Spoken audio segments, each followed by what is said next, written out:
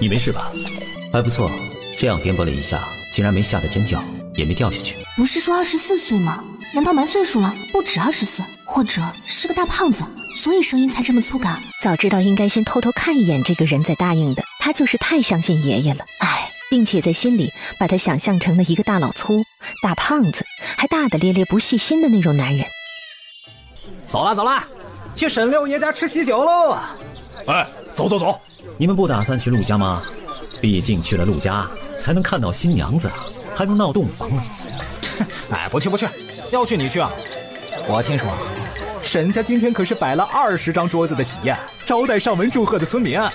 陆家能给你摆20桌？我看摆2桌都够呛。那倒也是。走，去沈家。平时打猎，你们都认得我，此时倒是不认识，还在自己面前说自己的闲话。几位兄弟，今儿个陆某成亲，家里已经备下了薄酒，几位过去一起喝几杯吧。没想到这人还挺好面子。那几个说话的年轻人一听陆南这样说了，干笑了2声，说了一句好啊，就不好意思的往沈家去了。家大门口，2哥、3哥、4哥，快，大哥娶了大嫂回来了！来了，哎，来了！哎呀，二哥你快点儿，大哥已经带着大嫂过来了。马上好，马上好，婉婉你后退。陆伟生火把大圈的一边点了一下，就见大圈上缠绕的秸秆瞬间起了火。祝大哥大嫂白头到老，以后的日子过得红红火火。谢谢，那是个什么意思啊？人家说新娘子进门要跨火盆，以后的日子才能过得红红火火。娘说咱们家的传统就是进门要闯火山，只有敢陪着大哥闯火山的新娘子才配得上做我们家的长家夫人。周围看热闹的人听了都想笑，就你家这破烂样还长家夫人？藏在屋内后门看热闹的陆母周氏无奈无额。这个臭小子，让他别提我，他还提。阿南呀，娶回媳妇儿来了。娘，准备2桌酒席，招待一下宋亲和这几个村里的客人。周氏看了看后面跟着走进来的几个人，笑着点头说早就准备好了。我们要过火圈了，抱紧我，不怕的。沈清点点头，倒是抱紧了他的胳膊。这是亲公吗？陆南抱着沈清飞过火圈后，却并没有放下他，而是抱着他往正房那边去了。他把沈清放在靠着西边的炕上，后来宋亲的也跟着进来，帮着把沈家给沈清的嫁妆放下。宋亲的几个人看了一下简陋的新房，无奈地摇了摇头。青青要受苦了。几个人过去跟沈清说了几句话，嘱咐了几句，说小海后日会来接他回门后，就出去准备离开，回沈家去参加宴席了。陆南把这些都看在了眼里，唇角微勾。这些亲人好像对沈清还不错，他能感受得出来他们对自家条件不好的皱眉和嫌弃，但他明白他们也都是为了沈清感到不平和担忧罢了。你先坐着休息一下吧，我去送送他们。陆南走到沈清的面前，递给他手里一杯热水，让他抱在手里取暖。他出去安排送亲去了，他的意思是要留他们在这边吃席的，但是4位送亲摇了摇头，跟周氏打了个招呼后就走了。整个沈家，谁不知道沈清嫁的是村子里最穷最落魄的一家，谁还能在这儿吃得下饭呢？回沈家那边吃多舒坦呢。后，对我们亲情好点，这是这村子里唯一不嫌弃你穷，愿意嫁给你的姑娘。陆南赶紧笑着点头，表示以后一定会对青青好的，让舅舅放心。那几个跟来的年轻人一看这送亲的都走了，肯定是没酒席没好吃的了。哎，陆南，你忙你的，我们帮着你啊，送这些送亲的回家啊。因此也一个个的不顾陆南的挽留，也麻溜的走了。娘说的话他们为什么不信呢？我们真的准备了酒席啊。这样也好，我们一家人吃。阿东去关大门，阿北阿西把那个火圈弄灭了。你们以为这里是战场上吗？阿湾，回去陪你大嫂坐着，我和娘去准备好东西，就回去接你和你大嫂。弟弟妹妹们一向是跟着陆南长大的，齐声应了是，各自忙去了。三爷爷，您进屋和我们一起吃饭吧。不了，帮你娶回来媳妇儿，三爷爷就放心了。别给你们漏了行踪。阿南啊，你这个媳妇儿看的是个不错的呀。我知道，我以前见过她。娘，给人家30文钱吧，说不吃饭了要钱。周氏点头，麻利地从袖兜里掏出一个小钱袋子，递给了陆南。嫂嫂，我大哥其实就是个纸老虎，别看他平时对人凶巴巴的，却很会关心我们。沈清心里本来就对陆南的印象不太好，此时又被小姑子这句话给加了个待人很凶的印象。大哥还会带我们去河边抓鱼，有一次我大哥抓到了一条大鱼，我3个要去抱，结果一不小心掉进了河里，是大哥把它捞上来的。我大哥厉害吧？沈清听完这句话，心里又给陆南加了个粗心大意的印象，怎么能带着小孩子去河边抓鱼呢？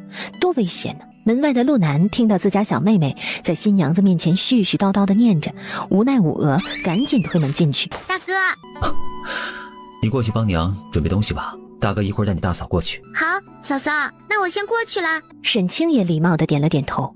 想到此时一个大胖子夫君站在自己的面前，他心里很是不适，手指无意识地捏住了裙子的一角。一会儿呢，我们过去娘那屋里拜堂，之后啊，我会当着家人的面揭了盖头，我们一起吃饭的。你们安排就好，问我做什么？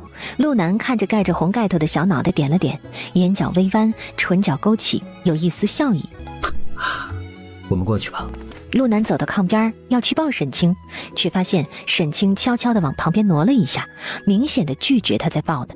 他自己下了地，站在一边等着他先走。他是嫌弃我吗？他也是个嫌贫爱富的吗？他没再靠近的，转身往外面走去。沈清抬步跟上。青青啊，我是陆南的母亲，你的婆婆。进门了以后咱们就是一家人。阿南呐，是个嘴上不会说好听话的，但心地善良的孩子，你以后就了解了。以后啊，咱们一家人处在一起，劲往一处使，日子总会好过起来的。沈清听到婆婆这温和的话语，心里顿时一暖。婆婆的声音很像她前世妈妈的声音。她点了点头。好，咱家在村子里也没有亲戚，今日也没客人，由你们二弟给你们唱拜堂礼。好啦，开始吧。金秋10月，雀鸟送喜，鸳鸯对对儿，好事成双，祝大哥大嫂喜结连理。现在开始拜堂礼，一拜天地。表妹，你不能嫁给他。表妹，我回来了。陆南皱眉，转身向门口的方向看了一眼，回头冲着陆北眼神示意继续。陆北会意，夫妻对拜，送入洞房。他预先想好的美好词汇也不说了，直接让夫妻对拜，送入洞房。好了，礼成。大哥，你可以带着大嫂回去揭盖头，我去看看大门外怎么这么吵。不用了。他先低头闭了一下眼，刚才眼前都是一片红，他得缓一下。陆南看到沈清低着头，估计他是不好意思，转身向外走。成千日有人上门这样叫嚣，当他是死的吗？咦，看背影，他竟然不是个大胖子。兄弟几个看到大嫂一愣之后，都耳根子发红，赶紧转身去追大哥去了。大嫂好好看啊！娘，嫂嫂是仙女下凡吗？嫂嫂真好看。不是，嫂嫂和弯弯一样，都是娘生的。嫂嫂的喜服也好漂亮，以后弯弯也会有很多漂亮衣服的。大哥也常常这样说。沈清眉眼弯弯地看了他几眼，转眼就看到喜堂上的桌上的那个灵牌。这是阿南他们几个的爹爹，你的公公，在我生弯弯那年过世了。儿媳沈清见过公公。你是个好孩子，你放心，阿南也是个好孩子，你们的日子会越过越好的。沈清点头，轻轻嗯了一声。院里，谁啊？沈清呐，你把我表妹关在哪儿了？让她出来！你是哪位？找我媳妇儿做什么？我表妹是沈清，她在哪儿？让她出来！这么说，你是卢家表哥了。今日是我跟青青成亲的日子，表哥既然来了，就进来喝杯喜酒吧。我姓钱，不姓卢，你究竟用了什么法子，竟然逼沈家六爷会答应把青青嫁给你？就你这样的，怎么可以娶她？就你这样的，怎么可以娶她？你能给青青什么样子的生活啊？哼，我不可以，你可以吗？这位钱公子，你如果是来祝福的，就进来喝杯喜酒；如果是来闹事的，就赶紧走，免得一会儿受皮肉之苦。还有就是，你若敢打扰我大哥大嫂入洞房，我就打到你爹娘都不认识你。青青是我的。我们有过海誓山盟，她以前说过喜欢我，想要嫁给我，她应该嫁给我，而不是你这个穷光蛋。跟着你只能做乞丐，我是将来的举人老爷，跟着我，她能做官夫人。钱进文继续叫嚣着，还特意提高了声音，就是想让周围看热闹的邻居都听到，坏了沈清的名声，恶心这个姓陆的。来，回去让娘安排酒席，先招待你大嫂，你们3个保护好他们3个，我马上回去。兄弟3个默默地转身回去，而陆南则是走出去，回手关上大门。如果青青想嫁给你，你们认识10几年，你多的是机会，但是她如今却嫁给了我，这结果还没能让你美梦清醒吗？我想，其实这只是你一厢情愿的梦话吧。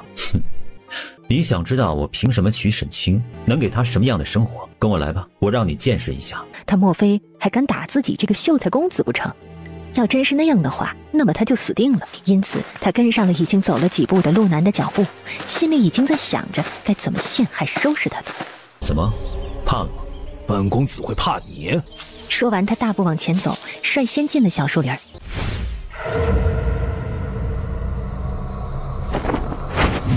什么呢？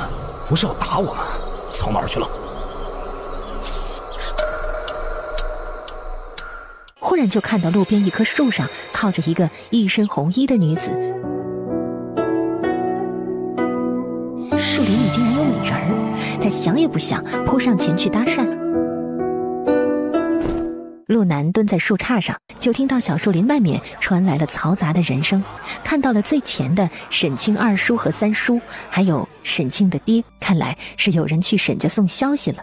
他飞身离去，离去前，陆南又悄悄地把从小树林外进入树林中的幻象阵法解了，而他从小树林的另一边直接回自家去了，绕开了沈家人。他可不想跟沈家人碰上，让岳父对自己有了成见。当沈家人和身后的钱家人冲到树林里时，就看到钱进文正抱着一棵树，忘情地亲着。钱家二老一看，觉得好丢人，赶紧上前把儿子从树上拉开。妹夫，静文没事，这就放心了。兴许他是有点喝多了，你们赶紧回去吧，我们陪着静文在后面回去啊。沈父和沈家二叔两人赶紧回家去安排亲戚们。陆家门口时，他们看到陆南正端着2盘子东西从西房回正房，两个人对视了一眼，不动声色的快速闪过去，回家安排客人去了。陆家，沈清眉头皱起，这个钱进文真是个不要脸的东西，这是想要破坏自己这桩婚事吗？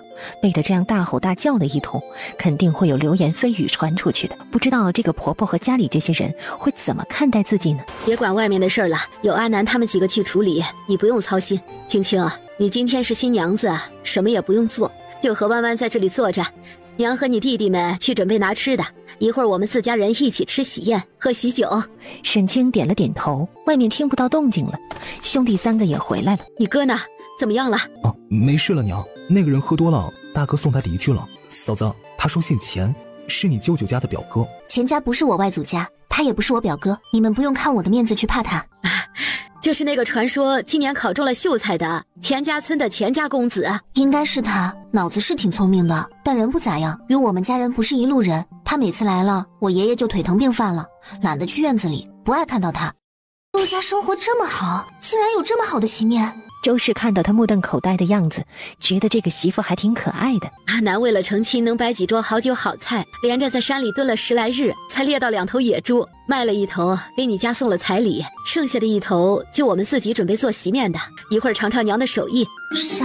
他还给自家彩礼来着？原本他以为陆家穷，爷爷和爹都是不看那些东西的，原来陆家还给了彩礼的。就在他脑子里正在胡思乱想时，突然脑中传来了熟悉的叮的一声，他知道他空间里的辣椒熟了。默默地望着门口发呆的沈清，正用意念去欣赏他种的几种辣椒的品种。而就在这时，陆南回来了，一眼就看到了自己的新娘子正望着门口发呆。他一顿，他是在等自己吗？阿南，站在门口做什么？进去啊！沈清赶紧抽回了意识，愣愣地看着站在面前的陆南。陆南看到沈清望着自己那诧异和吃惊的表情，哼，怎么了？我的长相让你很意外吗？就是之前盖着盖头时，听你的声音，以为你是个粗人大胖子，没想到不是那样。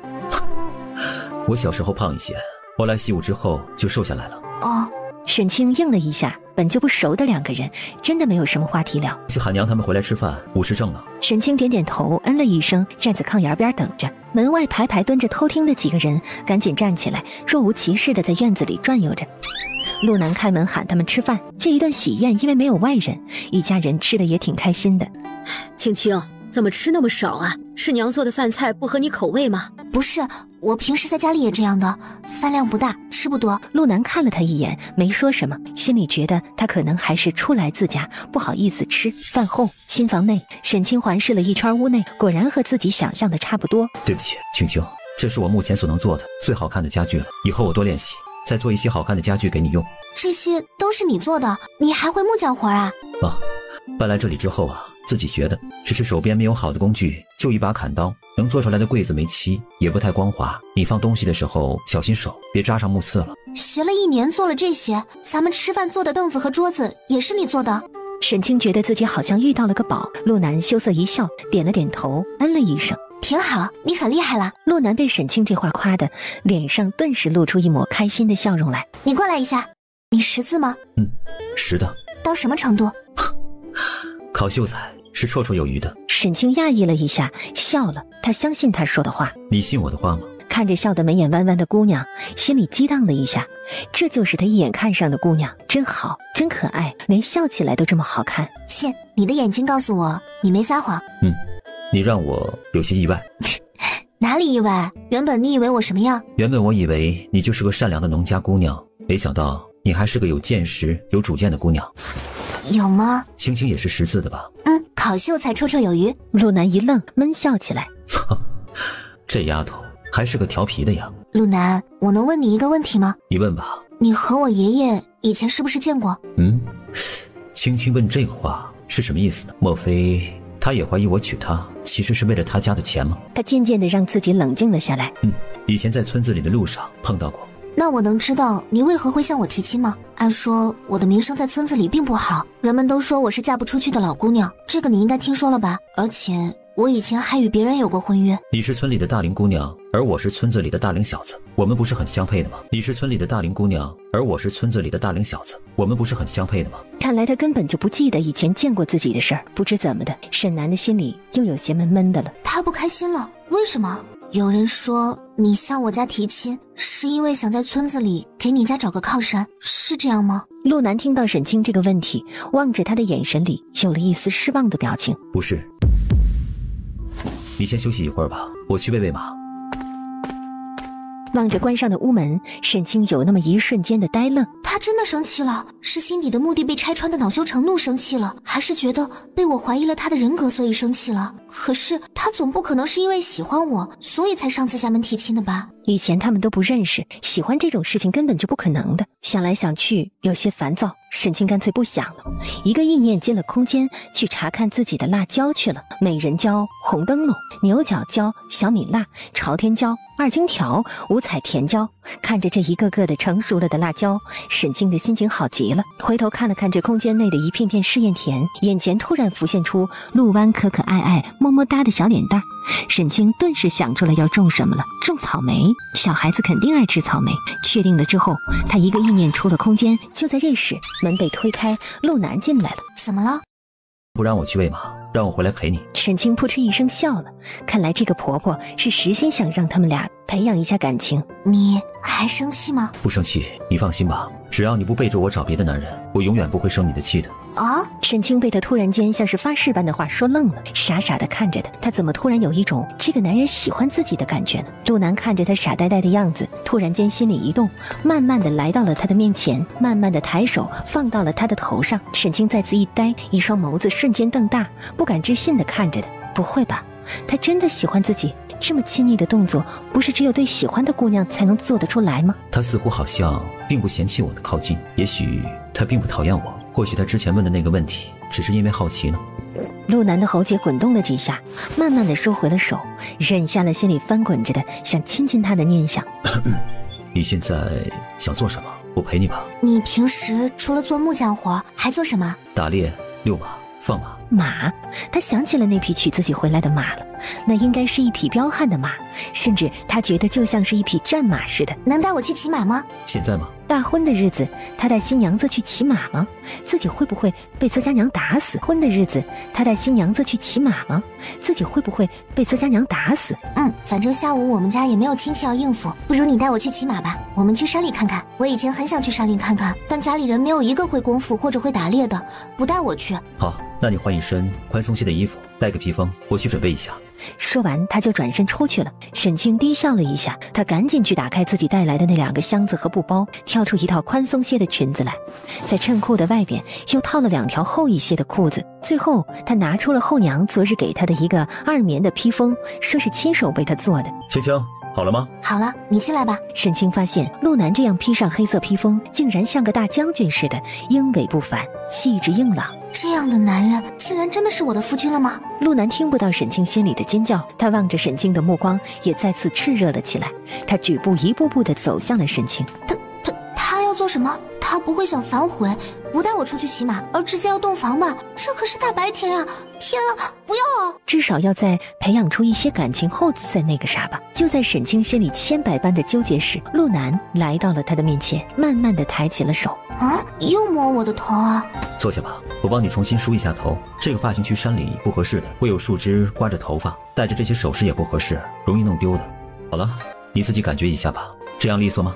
娘啊，他竟然给我梳头了！哎，等等，他好像插在我头上一个东西。他伸手摸了摸头顶，这是什么啊？木簪吗？我自己做的，这个打磨的还算是光滑，应该不会挂住你的头发的。谢谢，是特意给我做的吗？哦，嫌是木头的吗？不嫌，你能有这个心，我很高兴。其实我也有给你准备礼物的，只是不知道你会不会喜欢。不嫌的，只要是你给的，什么都不嫌，给我吧。他拿出了一个小布袋来。这是什么？护腕，听爹爹说你喜欢打猎，经常去山里和树林里，这个可以保护手腕。至于红色，是因为红色是安全色，万一你出去打猎受伤或者遇到什么事情，红色不管多远，在多暗的地方，只要被光打到，是最容易引起人眼球注意的一个颜色。沈清说完，才感觉到自己的这个说法，也许他听不懂。他抬起头正要解释，却看到了陆南怔怔地看着他的眼神。哦，你要是不喜欢这个颜色，我重新帮你做一个橙色的也行，橙色也是安全色。这一次只是因为我们是新婚，我才帮你做了红色，想着送你会喜庆一些。陆南突然一步上前，紧紧把他拥在怀里，紧紧地抱着。谢谢，我很喜欢的，谢谢，我很喜欢的，就要这个。沈清被他抱在怀里，他身上还有一种说不出来的好闻的味道。莫非这就是所谓男人的阳刚之气？正在沈清犹豫是要抱一下他的腰回应一下，还是推开他时，陆南却放开了他。你帮我戴上。感觉紧吗？手腕上有不舒服吗？不紧，正好。陆南看着他低着头给自己绑绑带的头顶，眼神柔和。刚才把他拥在怀里，才感觉到他确实很娇小，又有些瘦。以后就喊他小青青吧，这样会不会显得亲近一些呢？你活动一下手腕子，感觉一下。正好，很舒服。那走吧。好。院子里，陆北已经牵着马在一边等着了，而陆东和陆西则一个拿着水袋，一个提着小篮子。沈清顿时脸上一红，看了陆南一眼，怎么还惊动了家里人呢？幸好婆婆没出来，不然她得尴尬死。我带你出去，要跟娘报备的，不然她会担心的。这些呢，都是娘吩咐他们做的。谢谢。嫂嫂客气了，这是温水，能保温1个时辰，你们要在1个时辰内喝完。这个篮子里是一些豆包和糖包，娘说你中午吃的不多，怕你会饿。嫂嫂，娘还说要你们日落之前一定要回来。知道了，季风，去山里跑几圈。马儿听懂了似的，扬蹄向着大门外走。你为啥躲呀？大哥和大嫂刚走，儿子就是心比脑袋大。你嫂子今天进门，想让你哥带着出去转转。你说我要是出来，他还好意思跟着你哥走吗？啊，那有啥不好意思的？笨，老三，你教教你弟弟。说完，周氏又回屋去了。娘，其实我也不是很懂。老三，也教教你二哥。周氏说完，咣的一声关上了屋门。陆北和陆西一起看向了平时显得足智多谋的陆东，陆东顿时压力山大。娘啊，其实我也不是很懂啊。陆南骑马带着沈清奔跑出村子，进了西山的山口后，就让马慢了下来。原来这山里这么大呀！亏我在这个村子里住了20年，竟然不知道这山里别有一番景致。这只是前山，深山里的景色更好，但那里是有野兽出没的，一般的村里人呐，也是不敢去那里边去的。你是不是经常去深山？没有胆量的话，就是没有产量。为了不让弟弟妹妹们饿肚子，我去过几次。沈清顿时心里有些难过。是啊，传说他们来时什么都没有，但这1年中他们也没有饿死，想来肯定都是靠他打猎为生的。你不用为我担心的，我从小习武，除非遇到老虎群，否则的话一般的动物呢，我都是没问题的。就是遇到厉害的，我逃命也是没问题的。且呢，我也经常带着他们3个来这边练武。深山里边的地形呢，适合训练他们的身手。沈清心里叹息，突然间觉得他以前应该身份不简单，不然也不会有这样厉害的功夫傍身了。今天我们别去深山了，就在这里转一转就回去吧。我就是想出来走走，放松一下心情。好，这里有个上山的路，山顶上有几棵酸枣树，我带你去摘酸枣。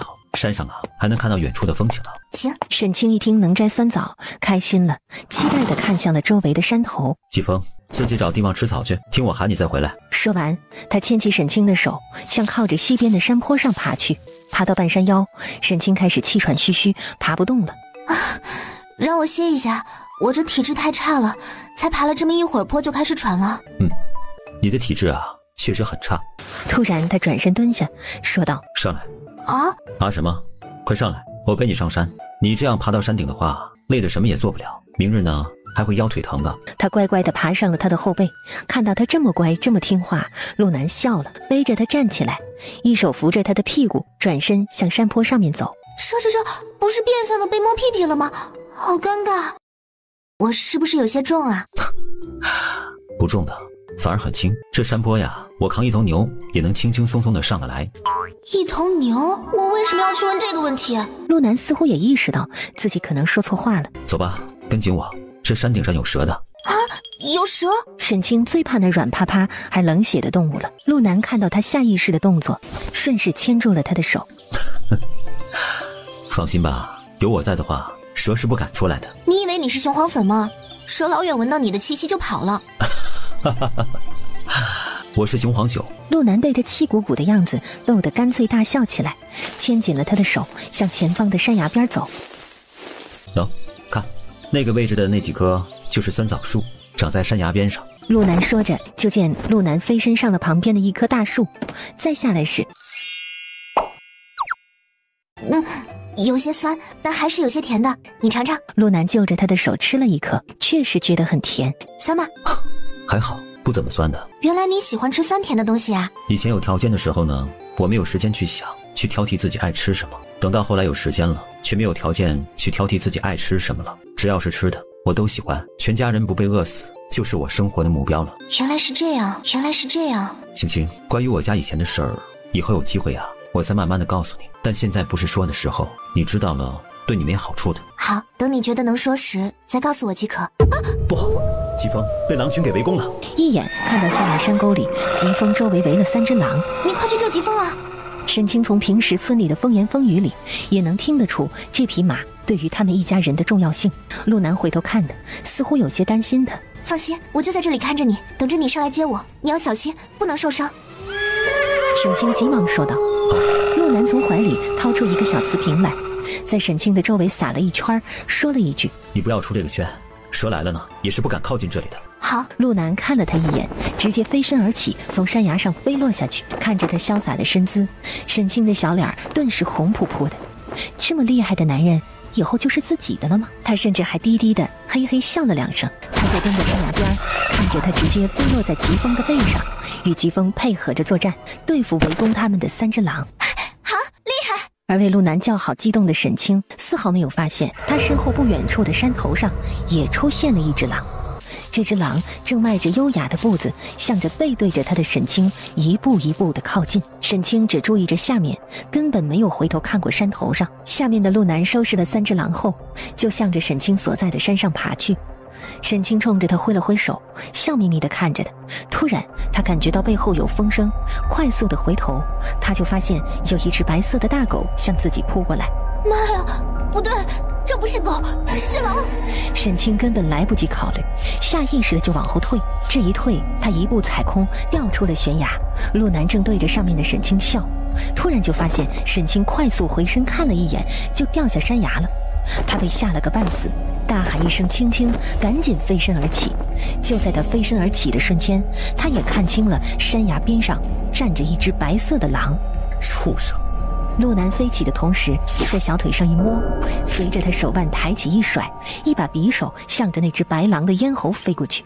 噗的一声，白狼中匕首掉落山崖，落入了深沟里。而陆南也接住了沈清，抱着他在山崖上借力踹了几下，几个纵跃又上去了山崖上。沈清都被吓呆了，根本忘记了思考，忘记了看周围，他就那么愣愣地看着陆南。对不起，是我大意了。狼这东西是最有智慧、最鬼点子多的野兽，是我大意了，对不起，让你受到惊吓了，对不起，青青。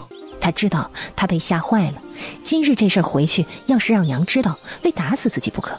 但依自己那时候离青青还远，没有接住的，那后果他不敢想象。对不起，青青，他颤着声音一遍一遍地说着对不起。其实刚才的事情，他才是那个被吓坏了的人。沈清只是静静地靠在他的怀里，他确实也被吓到了，但这会儿他的情绪已经稳定下来，只是浑身有些无力，腿有些软，他只能靠着的借力站着，感觉到了他的颤抖和害怕。他慢慢地抬手环住了他的腰，轻声道：没事，我不怕了，我知道你会接住我的。听他说这话，陆南瞬间觉得很窝心，也放心了些，放下了手，伸手拦腰揽住的，直接就向山下飞身而去。别怕，抱紧我，不会有事的。沈清没有时间说话，眼睛忙着四处看，感受着这种被人带飞的感觉。等他们回到疾风的身边，沈清也回过神来，一脸的兴奋地看着陆南。我不怕，原来这就是被人带着飞的感觉吗？陆南，你的轻功好厉害。你是真的胆子大呀。我只是相信你。难得的，陆南听到这句不算是情话的情话，耳根子微微红了一下，但下一刻他拉住了他的手，轻声说道：青青，只要你不背叛我，你可以一辈子相信我的。沈清看着的，又看看被他拉着的手，问了一句：是不是有很多人背叛过你？你怎么这么怕被背叛？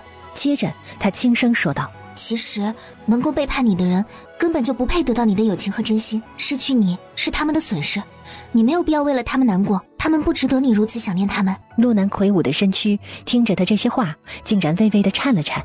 他低头看着面前娇小的姑娘，突然间就觉得苍天真是公平的，他拿走了属于自己的荣华富贵，给了自己平凡贫穷的生活，却为自己送来了这么一个善良聪明又可爱的女子做妻子。好，我记住青青的话了。沈清温柔的笑笑，转身看向疾风，伸手摸了摸疾风的头，发现疾风竟然乖乖的让他摸。阿南，你看疾风不嫌弃我摸他。陆南听到阿南这个称呼，心里又暖了一下，弯腰抱起他，直接放到了马背上，自己也翻身上马，拍马走开。疾风呢，其实是一匹战马，是最有血性的马儿，他陪着我上过几次战场，也陪我杀敌无数，但是他有一个弱点，他老虎都不怕，但是就怕白狼。啊，战场战马，莫非他还真是个将军不成？沈清想到那种可能，心里激荡了一下，但是他并没有顺着他的话问他们的来历，而是静静地等着他下面的话。疾风的一胞兄弟，他们小时候呢是被我们一起带回去养大的，叫赤峰，是我爹的坐骑，他陪着我爹在战场牺牲了。当我和疾风赶到的时候，只带回了我爹的尸体，而赤峰的尸体被一群白狼给瓜分了。从那之后，疾风就怕白狼了。一路上，他们慢慢地往村子里走，陆南轻声在沈清耳边说着这些往事。其实从他的话里，沈清大概猜到了他们一家人的身份，竟然是满门军士，想来应该是将门不会错了。他心里叹息，虽然不知道他们一家受了什么委屈，但到了如今这个地步，遇到的事情绝对不是小事。所以疾风就像你们的家人一样，即便你们饿肚子也是不会抛弃疾风的，对吧？你放心，以后我也会把疾风当家人般对待的。好，谢谢。两个人回到家中，沈清把酸枣洗干净，喊来弟弟妹妹们，几个人都坐在周氏的屋子里一起吃了起来。酸枣核别扔了，帮我晒在窗台上，里面的酸枣仁我有用。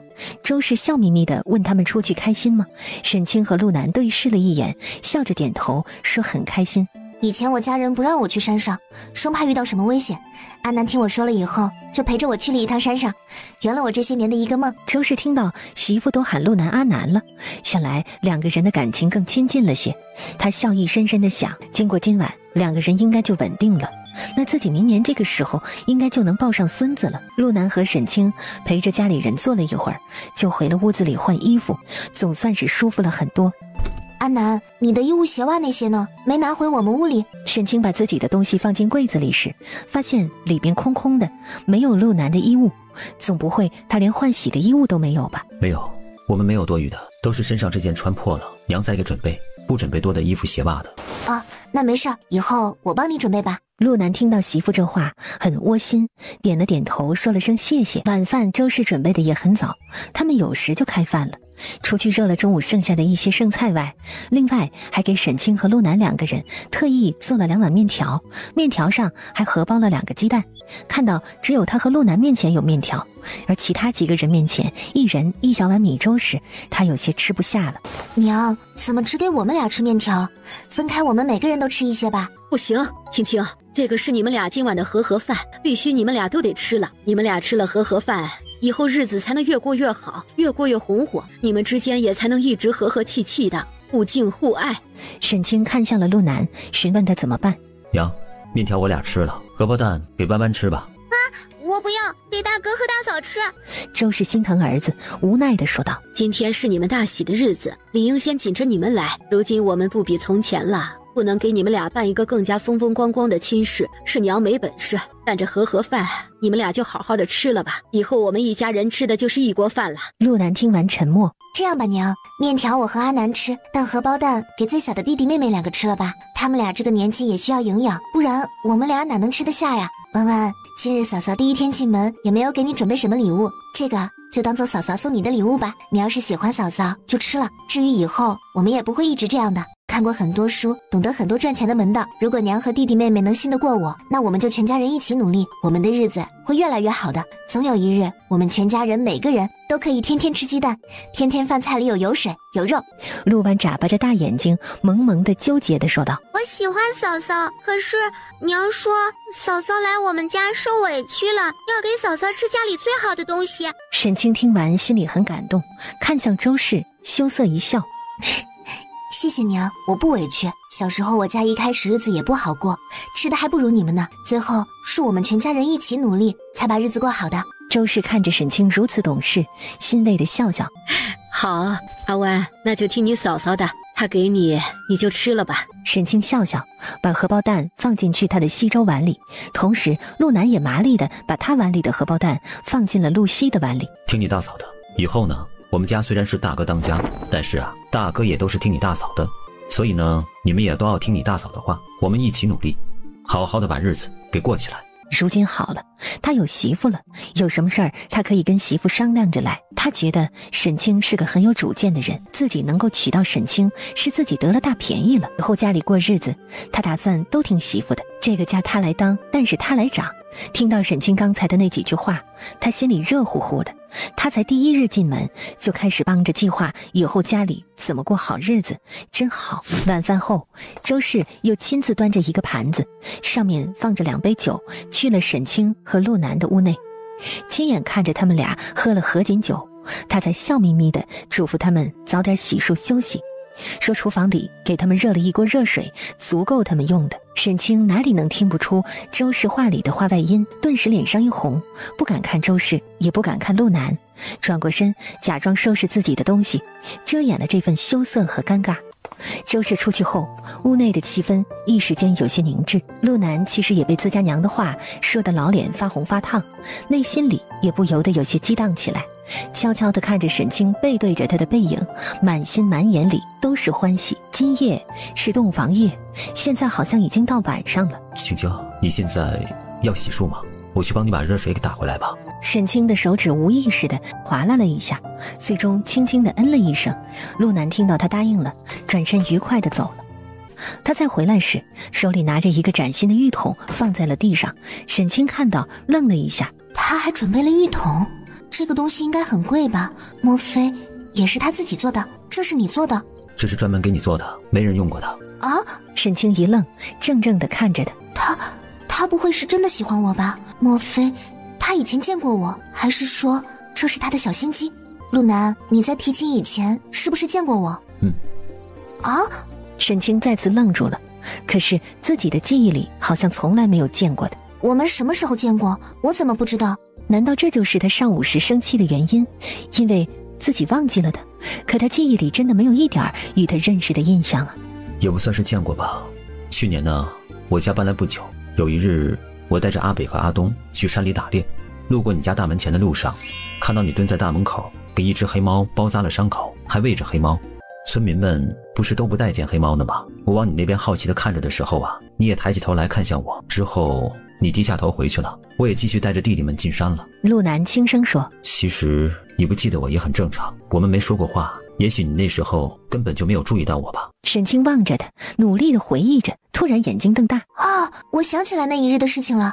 村里人都不喜欢那只黑猫，我有时候会在墙上看到它，就会给它喂一些吃的。那天早上我起来，在院子里散步，听到墙外有喵呜的叫声，可无论我如何唤它，它都不上墙来，我就知道有问题。我出了大门时，它应该是听到了我的脚步声，也来了大门口。结果我看到它受伤了，就给它上了点药粉，包扎了一下，给了些吃的。我记得几个人路过了，但我看到不认识，没记住当时那些人的长相，对不起啊。别说对不起，又不是你的错，本来我们俩就不认识的。如果那时候呢，仅凭一眼你就对我一路过的男子记忆深刻的话，那你也就不值得我对你念念不忘了。原来是这样，他难道就是那时见过我，然后就对我有了想法的吗？想到此，他心里快跳了2下。听到他说念念不忘，他还是很开心的。没想到你还挺会说的。你去准备吧，我去给你打水，洗一洗，睡觉舒服的。陆南说完，转身出去了。不知怎么的，跟沈清把话说通了，他心里反而很欢喜。即便知道当时他其实根本没有注意到的，他也是很开心的。屋内的沈清看着他新做的木桶发呆，怪不得自己上午那样怀疑他会生气。陆南利落地帮他打好水后，低声地说了一句：你洗吧，我在门外守着。就出去外边给沈清守门去了。听着屋内传来了哗哗的水声，好像那水撩到了他的心尖上一样，弄得他的心里痒痒的。陆南的脸上露出了一丝羞赧的笑意，抬头望着漆黑的天空发起呆来。坐在浴桶里，沈清撩着水往肩膀上淋着，水温正好，这男人还挺细心的。只是洗着洗着，他觉得这水好像越来越少了。难道这木盆还吸水？突然间他心里一动，赶紧站起来看地上。陆南，浴桶漏水了！啊，漏水了！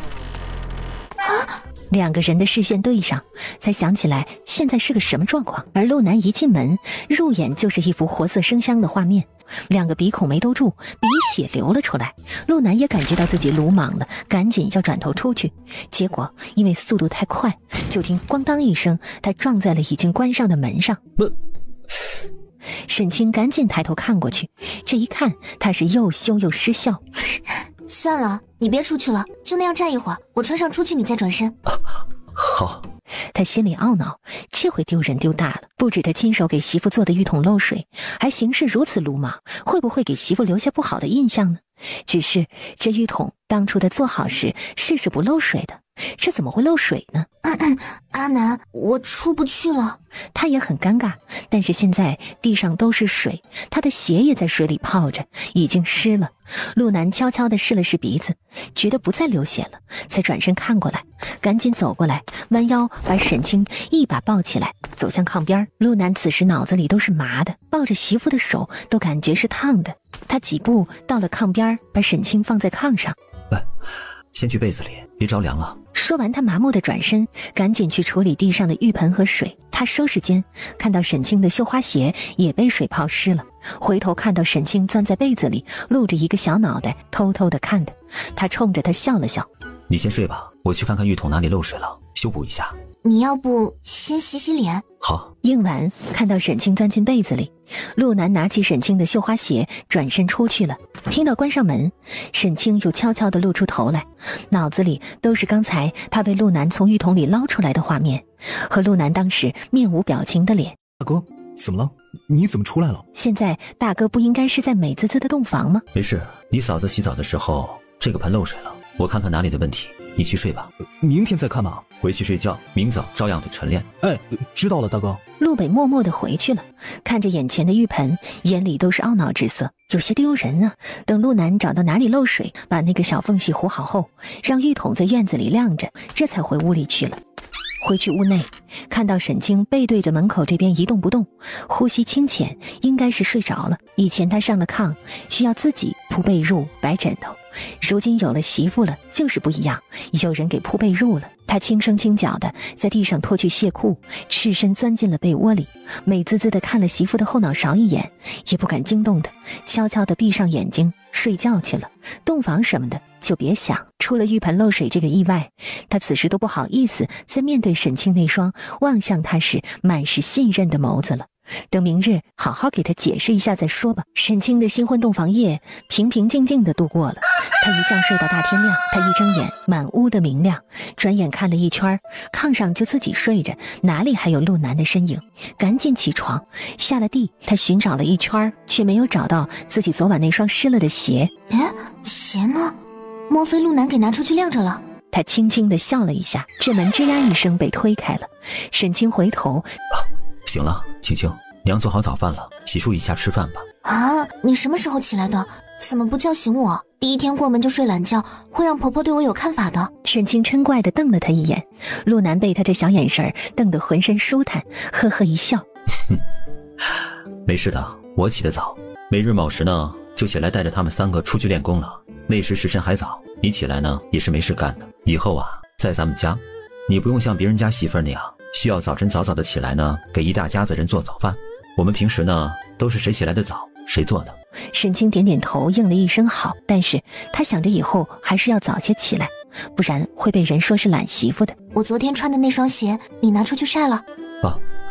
我昨晚呢给你洗了一下，早上我看没干了，今天再晒一晒的话，就差不多了吧。顿时满脸的不好意思，幸好媳妇自己多带了鞋，不然他今天穿什么呢？青青，昨晚的事对不起，我之前是试过的，不漏水，我没有想到这次用却漏水了。没事儿，你又不是专业的木匠，你能有这个心给我做浴桶，我很开心，不生气，也谢谢你给我洗鞋。就是我们没洞房的事儿，婆婆那边不知道吧？说到后面，沈清脸色发红，言语也有些结巴。不知道，我没说，他要是问起的话，你就说同房了。沈清点了点头，只能这样了，不然这种事儿是个婆婆知道的话，都会不开心的。青青，你看到那个白色的圆帕了吗？说起洞房，陆南想起了这一茬来，这些他娘都教过的。沈清脸色一红，点头，没想到他还懂这个。上炕从被子下面拿了出来，陆南伸手接过，收了起来。这个我收着吧，你去洗漱，我走的时候啊，就给拿回来水了。他指了指桌上的木盆，等沈清洗漱完出去院子里。嫂嫂，你起来啦！早啊，阿湾。周氏的脸上满是笑容。青青，早啊，来吃早饭吧。早啊，娘。今日的早饭有玉米面的糖饼，加上红薯粥。周氏不好意思地说道：青青，抱歉啊，咱家的日子不如你家的，这饭菜以后可能也会不如你家的，还希望你不要嫌弃。阿北和阿东过几日要去镇上找活干了，多几个人赚钱，咱家的日子往后会好起来的。娘，这就很好吃，我家平时也就是家常便饭，您不用考虑太多。不知道阿北和阿东要去做什么差事啊？还不知道，阿南说帮他们看了几个差事，到时候带着他们去看看人家哪家愿意要他们。陆南轻声说：有一家米坊内要2个伙计，要力气大一些的，有客人买米或者来米的时候呢，可以帮着搬的。还有一家19坊要2个粗工，至于具体是做什么的还不知道。二弟和三弟今年是19和15岁吧？大哥告诉您的吧，我15，二哥19。沈清点点头，嗯了一声。娘，既然如今我也是家里的一份子了，我可以说一下自己的意见吗？可以啊，你有什么话就直说。其实自从你公公过世后，这个家里就是阿南在当家的，如今你作为他的娘子，也是要做长家夫人的。娘要给大家做饭，要喂养这个最小的，这些年管的事儿少，阿南操心多一些，以后也一样。咱们家你们俩当家，有什么事儿啊，你们俩做主。原本是想着等你回门回来再给你说这些，把家里的一些情况和目前的所有东西给你交代一下的。既然现在说起了，那我们一会儿吃完饭，娘把家底儿给你交代一下，也方便你帮着阿南管好我们这一大家子。又看向陆南，阿南，你看这样行吗？不知道明日回门被亲家知道后会不会说你？没事的，早晚都是一样的。我昨日呢就跟青青说了，以后我当家，他掌家的。啊！沈清都被惊愣住了，他就是想发表一下意见，怎么就变成了要自己当掌家娘子了呢？娘，我刚进门，这不合适吧？理应娘掌家的，现在弯弯也长大了，您也有时间了，我就是村子里长大的，没什么见识。沈清赶紧推辞了一下，原来昨日他们当着外人说是掌家夫人，是真的有这么回事。他们给陆南娶媳妇就是娶管家娘子的吗？他真的是有些没有想到是这个意思。没事，青青，你作为长嫂，迟早是要掌家的。娘要教导这2个小的，还要给你们做饭。咱家大小事儿，你和阿南商量着做主即可。先吃饭，吃完饭娘给你交代一下。没事，慢慢来吧，凡事有我。沈清默默点头，低头吃东西。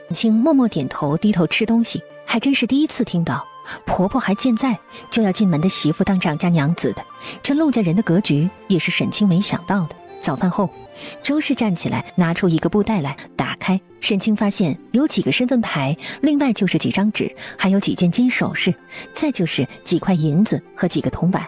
看着这些东西，周氏沉默了一会儿，说道：青青如今既然是咱家人了，娘也应该给你交代一下咱们家过去的情况。娘，你们过去的事情不方便说就别说了，别给你们惹来麻烦。没事儿，你既然要掌这个家，要做阿南的夫人，有些事你该知道的。说完，周氏顿了一会儿，又说道：你公公叫陆远征，但他还有个名字叫陆恒。你公公曾经是一个将军，但是6年前他已经战死沙场了。因为那一日他的战死，我们东域国打了败仗，皇上迁怒我们陆氏，所以也没给我们任何的贴补，还把我们住的府邸收了回去，没收了府里所有的家底。我们离开了京城，回了淮南祖籍，但是那些同族的占了我们的祖宅，不止不给让出来，还欺负我们孤儿寡母。阿南看到他们如此冷血，心也冷了，带着我们一家人离开了淮南。后来我们就搬了很多次家，曾经从京城里带出来的一些随身的盘缠也都用完了。后来没吃的没喝的，阿南就带着几个小的出去挖野菜打猎。搬到这个村子里时，阿南和阿北阿东也大一些了，打猎能打到大一些的东西，能卖些钱了。我们为了避免再被赶来赶去的，就咬牙买下了这处院子。这些是我们在京城的一些私产的地契，也一直不敢拿出来。这些银子有5两，是阿南不让动的钱，说留着谁病了看病用的。以后这些东西就你来保管，一家人的生活也要靠你和阿南筹划着了。以前就听闻你奶奶掌家厉害，你也被她教过，肯定比娘强。娘在京城时基本就没管过府里的杂事儿，只管着照顾好几个孩子，他们几个我都没有奶娘亲自教导带着长大的。看得出来您是个好母亲。当初阿南说想去你家提亲时，娘还怕你家不同意，就跟阿南提出等你们成亲后让你做长家娘子。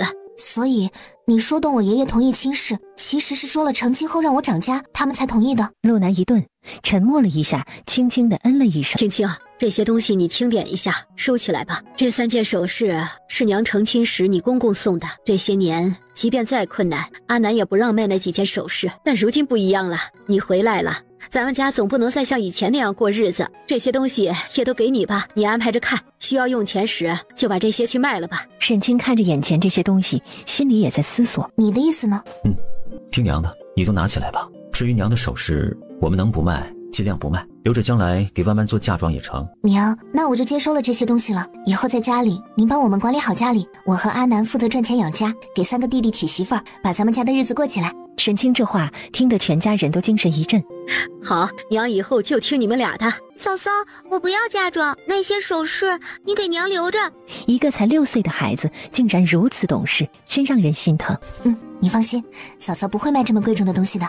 那我就把之前吃饭时我想说的话说一下。我的意见就是阿北和阿东不要出去给别人做苦力活赚钱了，那个既受气又赚不了几个钱。至于我们的生活也不会一直这样的，我这几日在家里时也在思索成亲后要怎么才能帮助咱们家把日子过起来。首先我们家弟弟多，这是最好的条件，我们不管做什么事都不用另外花钱请人。俗话说人多力量大，众人拾柴火焰高，就是这个道理。至于我们做什么才能赚到钱，让我们的日子好起来，这个我也想了几条出路。好，青青你说，要是想做生意的话，就把娘给你的那些做本钱。娘，你先听青青说有些什么办法吧。啊，好。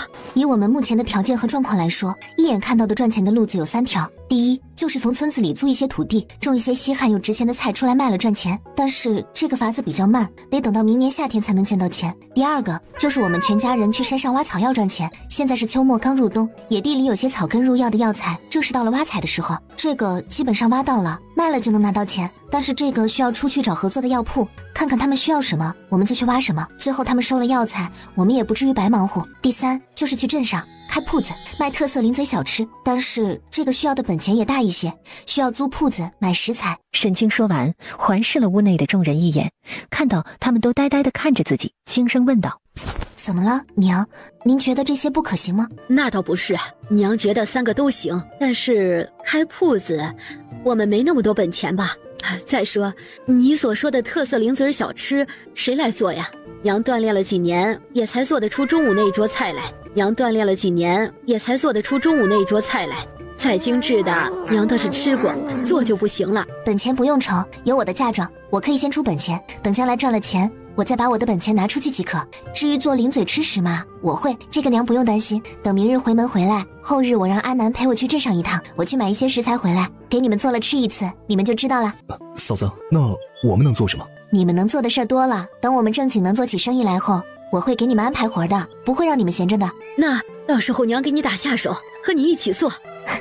好啊，娘。阿南，你的意见呢？我不懂做生意，一切都听你的。你说让我怎么做就怎么做，只要是能够赚到钱的，我们都听你的。打猎呢，也许我们还能有点想法，但是做生意啊，真的是一窍不通的。所以，如果你决定做生意之后呢，可能你自己会操心的多一些。苦力劳累的活呢，我们兄弟几个是没有任何问题的。陆南沉着声音表了态，他一切都听媳妇的。那行，那我们后日就去一趟镇上，我去买一些需要的食材，我们自己先做着吃，尝尝味道。好。既然事情说定了，青青你就回屋去歇着吧。我没事的，娘，我去洗碗吧。沈清睡了个懒觉，早饭也没有做，想着去洗个碗。不用你，这几个碗哪还用你洗啊？今天轮到阿西洗碗呢，臭小子，快去！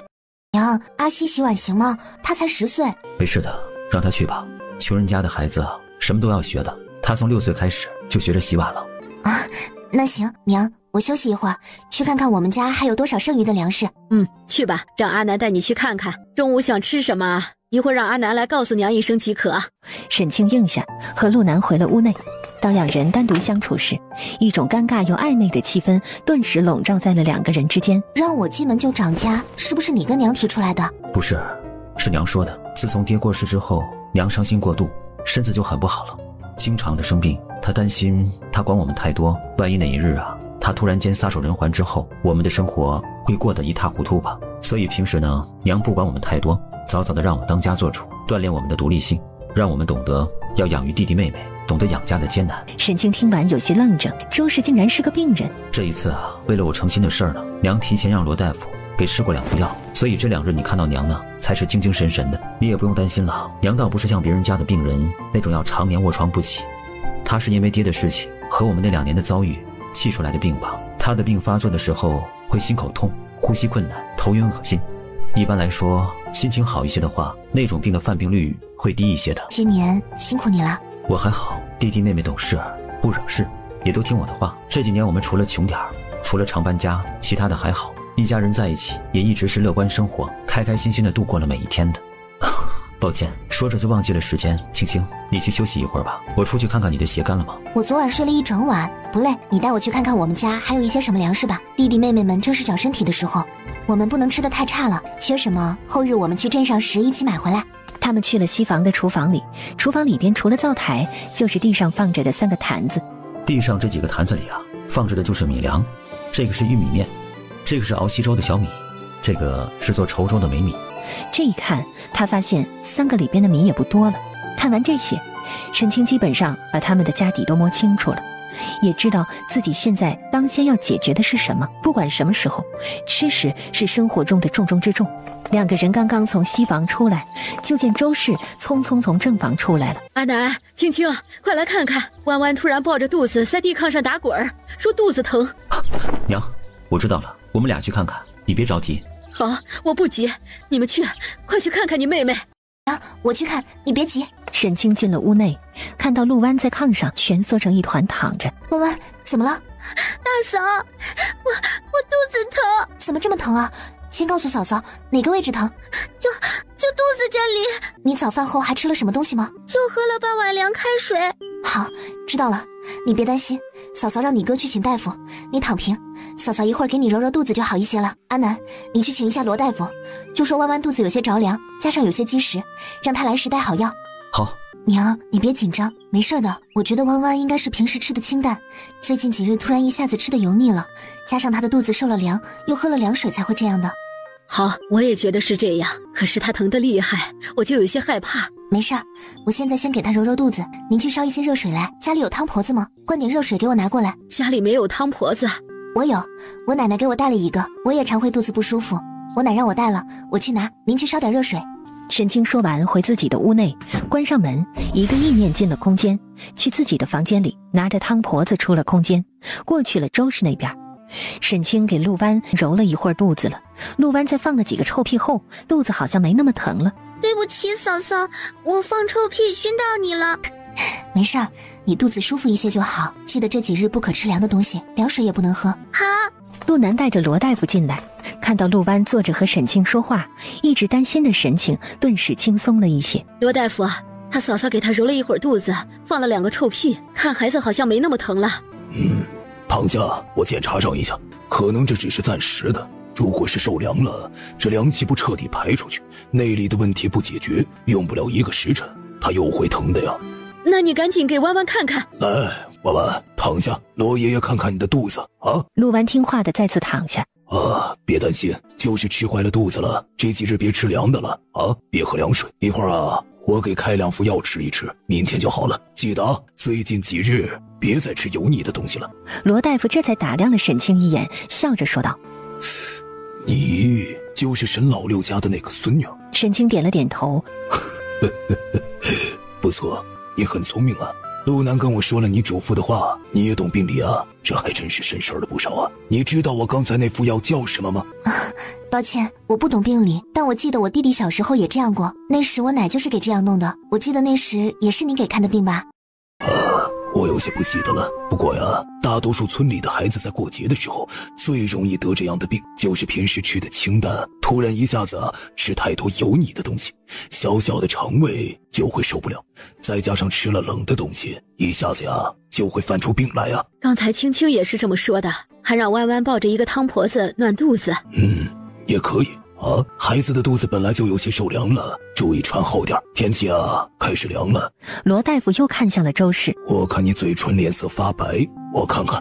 我没事儿，就是看到弯弯肚子疼吓的，现在没事了，我也放心了。娘，还是让罗大夫把脉看看，我们也能放心，毕竟我们过几日要忙，你也不能病倒了不是？周氏一听，默默地点头，让罗大夫把脉。罗大夫坐下，开始给他把脉。你先去院子里的那个小炉子上生火，我看到厨房里好像有个药罐子是吧？我去泡药。我去弄吧，你陪着弯弯吧。这些呢，我以前常做的，都会的。记得一会儿呢，给罗大夫拿药钱。沈清应下，罗大夫把完脉，摇了摇头，说道：你自己要注意些，不能着急上火，听见没？也不能生气啊。来，我给你扎针缓一缓。罗大夫，我娘很严重吗？没事没事，她是老毛病了。今天可能是因为孩子的事情啊，又受了点急躁。我也给她看了快1年的病了，了解她这个病啊。沈清点点头，不再说话。罗大夫开始给周氏扎针，陆湾静静地坐在一边看着，眼睛里都是自责。沈清看到他那像个大人似的懂事的眼神，无奈地笑笑。陆南泡好药回来屋内，见到罗大夫给周氏扎针，低声询问沈清：娘的病是不是严重了？没事，今天受了点急躁，周大夫说扎针缓解一下，好一些。等罗大夫给周氏扎完针，果然见着周氏的面色红润了些，人也精神了些。罗大夫，您知道秋天镇上的药铺里收些什么药草吗？笑眯眯地问道，同时递上了1块碎银子。连弯弯的药带我娘扎针，一共多少钱？一共给我100文就行。这是1两，我没带这么多钱，不然就先记着账吧。以后咱一起算，怎么样？沈清想了一下，那您等一下。沈清说完，又回了自己屋内，直接一个意念进了空间，拿了1串铜钱出来，过来给了罗大夫，笑眯眯地说道：谢谢您了，这价钱应该是折过的价吧？这一家子呀，过日子不容易，药都是按半价收的，扎针就不算钱了啊。那就谢谢您了。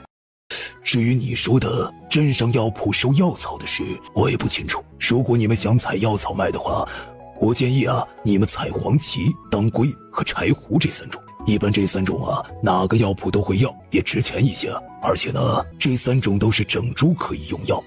采挖回来之后，要自己把根和叶茎分开，各自处理干净了，再晒干了卖，价格会更高一些啊。尤其是根部会更值钱一些，也要处理得干净一些。你们什么时候想去挖时，去我那儿一趟，我教你们一下啊。好，如此就太谢谢罗大夫了。您放心，你如此帮助我们家，我们一定会感激您的。哎，说什么感激呢？我们学医不就是为了救死扶伤吗？好了，你们赶紧给孩子先药吧，我先回去了。一会儿啊，还有个老病人去扎针呢。说完，罗大夫挥挥手就走了。青青，还是你的脑子活泛，你是怎么想到问罗大夫的？听到他要的那个药的价钱，我就知道罗大夫是个好人了，想着试着问一下，他不告诉就算了，等我们到时候去镇上问问药铺，看看给不给说。他告诉了，也省了我们的事儿了。在我们生意没做起来前，可以去山上挖一些药草来卖，过日子就是积少成多的积攒，等以后生意做好了，我们不去挖就是了，也不影响。陆南站在一边，静静地听着沈清和周氏的对话，望着沈清的眼眸都是欣慰的笑意，心里满满的感动。以前他们怎么就想不到这些呢？青青真是太聪明了。他正心里感动着，沈清突然回头看向了他。阿南，你每天早晨都会带着弟弟们去山里练功吗？某时去练一个时辰，辰时回来。那这样以后你们辰时别回来了，就继续在地里挖药草，我辰时给你们去送饭，然后和你们挖一个时辰，我们再回家，趁着没下雪前我们挖一段时间。行，听你的安排。好，我们做生意的事也要准备一段时间，就在这段时间里，我们利用早晨的时间挖一些药草，积攒一些钱，用这些钱来给全家人准备冬装和新年的新衣。好，我知道了，我明天回来呢就去找罗大夫去学认草药，后日一早呢就带着弟弟们开始挖草药。周氏听着小夫妻俩商量着赚钱做事的事情，心里也都是欣慰，感觉这个家从青青进门开始就好像齐整了一样，也有了主心骨。等陆北带着2个弟弟砍柴回来，一进院子就闻到了药味儿，赶紧往屋内冲，是不是娘又病了？结果进屋后看到弯弯在炕上睡着了，娘正端着半碗药。娘，您怎么了？又发病了？不是我，是弯弯突然肚子疼，罗大夫说是吃坏了肚子，给开了药。你们3个也记着，这几日不能再喝凉水了，要喝热水。阿西，你上去把你妹妹喊醒，让她起来喝药。娘去厨房看看，你大嫂去做饭了。哎，娘放心吧，我们一定给妹妹喂进去。沈清回屋拿了东西，又去厨房做饭去了。只是在院子里听到了周氏和陆南在厨房里的对话。阿南，青青是个有大主意的，你以后凡事要多和她商量一下。陆南轻轻地嗯了一声。下午你骑马去镇上一趟吧，明日回门的回门礼，给沈家2老和青青的父亲买些合适的礼物。买什么好一些呢？听说沈家老爷子爱抽旱烟，买点好的烟叶，给老太太买盒点心。至于他爹，你看着买吧。沈清听了挑眉，轻咳一声，放重了脚步往厨房走去。青青，弯弯咋样？刚喝了药，和3个哥哥玩着呢。青青，你去歇着吧，娘做吧。沈清看向陆南，低声道：娘能行吗？要不我做吧，我也会的。不用的，你回去休息一下吧。陆南低声道，还拉了他的手往屋内走。厨房里，周氏探头看了2个人牵着手往屋内走去的背影，偷笑了一下，继续做饭。坐下，咱们俩商量一下。商量什么事儿啊？我今天上午站在院子里看过，我们家2边的墙外与2边的人家之间都有着一片空地。我想着，现在我们要趁着那2家没出手买时，我们先买下。啊？要买那2片空地吗？你昨晚不是跟我说，你们准备要在这里常住了吗？如果没那个打算，我们就先不买了。你说买，咱们就买。搬了那么多次家了，这里是我们都喜欢的地方，加上村子里的人呢，对我们也是没有恶意的。还有你，我们成亲了，住在这里，你也离娘家近一些的。想家的时候呢，我们随时可以回去看他们的。只是不知道李正卖不卖给我们。据说呢，东边的那一家呢，是李正家的本家，万一他要是给自家人留着的话，那我们就没有办法了。我知道，我就是询问你的意思。如果你决定了买，那我明日回门时跟我爹说一下，让他出面去找李正。我爹的话，他们还是要给几分面子的。行，那就买吧。阿北过年呢也20了，近几年呢也该给他说个媳妇儿了。我就是这个意思。既然如今你们叫我长家，我总得为家里的未来打算。咱们家4个儿子呢，这个小院子暂居还行，要是住一辈子，肯定是太小了，不够的。好，你说的很有道理。那明日呢，我们就跟岳父说一下。我去说吧。如果家里用钱，我还有嫁妆里的钱做后盾，你不用担心娘的病没钱看。你安排就好。对了，青青，我下午呢去镇上一趟，买一些明日回门礼的礼物，你看看买什么合适呢？不用了吧，我们家日子不好过，他们都是知道的，爷奶爹爹不看这些的。那不行，你就告诉我他们喜欢什么就行了。陆南是求娶她看上眼的姑娘，是想结良缘，并不是想着巴结沈家这个村子里的首富人家，所以该有的礼她一样也不少。那你就买1包糖果，1包烟叶，2盒点心吧。说完，他转身去自己的箱子边，从里边拿出早上周氏给的钱袋子，准备给他拿钱。陆南赶紧过来阻止了他。不用你给我拿钱的，我早晨呢去把昨日我打死的那几只狼剥了皮，去镇上的时候呢，我去山里取了狼皮给卖了，就有钱了呀。再说了，早晨给罗大夫的钱呢，也是你贴你的钱的吧？那是你的嫁妆，你记着，我有钱了给你补上去的。你早上还去山沟里看那只掉下去的狼了吗？昨天我的匕首扎在了狼的喉咙上，我早上去拿了回来，那是我从小随身携带的东西，不能丢的。啊，这么贵重的东西，你昨日为何不去拿回来？万一那只狼没有死，带着你的匕首跑了呢？你这是不相信你男人的能力吗？敢伤害我的人，他就没有活着的必要了。我出手，怎么还会给他活着的机会呢？放心吧，一剑封喉。举孝，我以前不是不知道你会功夫吗？以后相信你就是了。陆南被他这娇怒的小表情惹得有些心痒痒的，悄悄地伸手环住了他的腰身，把他拥在怀里，凑近他耳边低声说了一句：今晚我们早点休息。沈清的脸顿时就是一红，这样的他让他怎么能不心颤呢？你休息一下吧，我过去看看弯弯。等陆南出去后，沈清才直起腰，轻吁出一口气。看来今晚是躲不过这一关了。算了，既然并不讨厌他，又是成了亲的夫妻，这个是迟早的事。自己想通了，沈清心里也不纠结了，坐在桌上想着做什么呢？干脆从空间内拿出一套文房四宝，写着一些未来的计划和一些自己想卖的美食的单子。等陆南回来喊沈清吃饭时，看到了满桌子写满字的纸。青青，吃饭了。走吧。你那些东西很重要吧？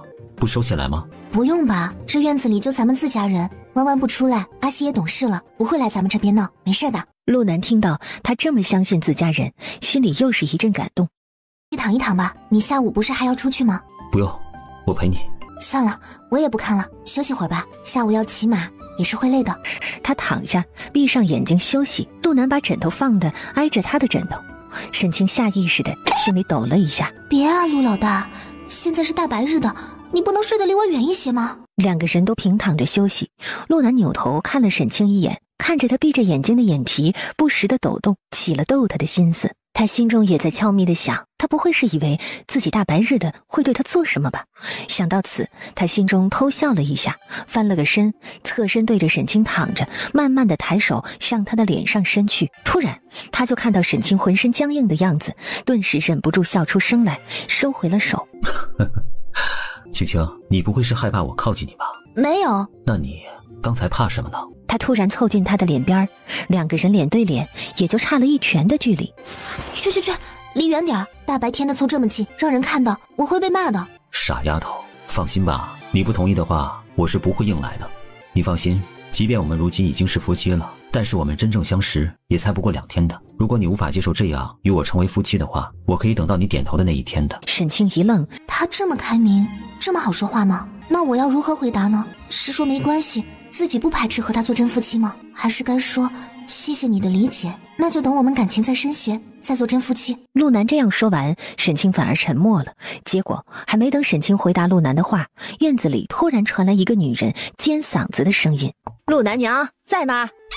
啊，在的，阿婶儿，你有事儿啊？啊，是这样，你还记得春天那会儿，你家陆湾生病，你家陆西去我家借那5颗鸡蛋吗？现在我家花鸭也生病了，喊着要吃鸡蛋，偏偏我家那只芦花鸡这段时间没下蛋，你看能不能把我家那5只鸡蛋给还了？那个，当时过了几日不是还了吗？没有，你们没还，当时你们家都不喂鸡，哪有鸡蛋还呢？我就跟你说了，秋天再还的。不可能啊，后来我家陆南去打猎，打到一只野兔，不是给了你家顶了那5颗鸡蛋了吗？没有的事儿，你肯定是记差了。他婶儿，当时陆南送去你家时，你家男人也是在的，要不让陆南去你家和你男人对一下？我男人出门了，不在。他婶子，你这是什么意思啊？你是不想认了是不是？要不要我去找李正过来说说这个事儿啊？再说了，5颗鸡蛋，你家如今又不是还不起，你家不是娶了沈家闺女吗？你家媳妇没给你带回来点钱？李氏说的话越说越难听。他婶儿，媳妇儿是媳妇儿的，你怎么能这么说呢？陆南和沈清听到这儿，顿时听不下去了。你就在家里待着，我出去看看。你出去要怎么做？和一个妇人理论吗？俗话说好男不跟女斗，这女人明显就是来找茬的，我来对付她。冷冷地说完，沈清撸起袖子就出了院子里。娘，既然你今日把掌家之权交给我来管，那你就别管这事儿了，你先回屋去陪着妹妹。青青，我们确实借了他家5颗鸡蛋，但是几日后就用一只兔子给顶了。我知道了，娘放心，我来处理。阿南，你来扶娘回屋去。婶子，当时是我和我大哥一起去还的，是您接下的，怎么会没还呢？娘，您先回屋吧，我们来处理。您照看着妹妹去，她还生着病呢。沈清来到了李氏的面前，淡淡的看着他。李氏对上气场强大的沈清，顿时就矮了半截。贺家婶子，既然你知道我沈清和陆南成亲了，那你也应该知道我是谁，我就不用自我介绍了。今天早晨，我婆婆就把管家之权交给我了，以后有什么事你跟我说即可。我婆婆身体羸弱，如果因为你的叫喊吓出点毛病来，小心我们找你们家的麻烦，让你家给我婆婆看病。婶子，现在说说5个鸡蛋的事儿。李氏正要说话，看到陆南出来，走到了沈清的身边，他对上陆南冷淡的眼神，有些不敢讹诈了。哎呀，算了，也许是我忘记了，既然你婆婆说还了，那就算了。沈清知道这样的事情不会是最后一例，今日他必须要让这些人知道，陆家以后不是他们能随便欺负的。等等，婶子先别走，让你这么一折腾，知道的是你自己记差了，明明我相公去还了，你说没还，不知道的人还以为我沈清以沈家的名义吓唬压迫你，耍赖不给你了呢。那你想怎么样啊？不怎么样，就是想吓唬吓唬你，杀鸡儆猴，让那些暗中看着的人知道我沈清是护着陆家的。我希望婶子说个明白，当初我小叔子去你家里确实借过鸡蛋吗？当然借过了，当时是你小姑子发烧了，你婆婆打发老四来借的。当时有人证吗？沈清，你什么意思啊？当时我可是好心帮了陆家啊，现在你是想过河拆桥？婶子，我有说你没给借吗？你还知道过河拆桥这个词啊？不错嘛。那你觉得谁才是过河拆桥的人呢？我只是问你，当时还有人在跟前看到了吗？当然有了，当时我家男人在。那我问你，这鸡蛋我婆婆说还了，你却说没还，是不是？是婶子记错了，还了。过了几日，陆南和陆西去还了的。还的什么？还的一只野兔子。当时可有人看到了？李氏再次犹豫了一下，说有，我相公也看到了。好，有你们家人看到就好。我想问问婶子，你觉得一只野兔可以换多少颗鸡蛋？李氏的脸色有些难看起来，现在怎么办？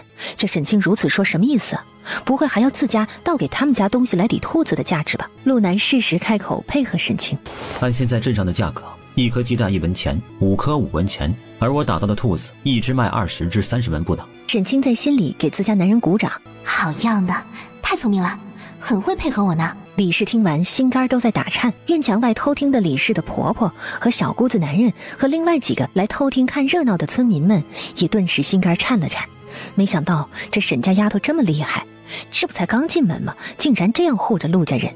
他们也确实都忘记了，人家后来是还了一只兔子抵了那5颗鸡蛋的。现在李氏不知该如何下台了。婶子，听清了吗？即便那时候是春天物价便宜的时候，一只兔子卖20文也不是问题。那个时候我记得鸡蛋是2文3颗或者4颗的。这样吧，爱心，你去厨房里拿10颗鸡蛋过来，我们还给婶子。另外5颗作为当时婶子帮了我们的恩情。但是婶子，我家的兔子呢，要不您给我们还回来吧？正好我们弯弯喜爱兔子，而且我想这大半年的时间，我们家的兔子应该也生了几只小兔子吧，就一并还给我们。沈清的话说得不紧不慢，一字一句的，让李氏和外面偷听的人听的是明明白白，一下子所有人都傻眼了。阿南，要不你跟着婶子去把咱家的兔子抱回来？陆南点头配合着的。好。不行啊，那个陆南呐，陆南媳妇，婶子道歉还不行吗？这婶子岁数大了，脑子不好使了。这次是婶子不对，婶子是真忘了。孩子生病了，婶子一着急呀，就没想起来陆南还了一只兔子的事儿。李氏有些尴尬，又看向了陆南。陆南呐，我家花丫真的生病了，婶子真是急糊涂了。你看你能不能跟你媳妇说说，这件事就这么算了。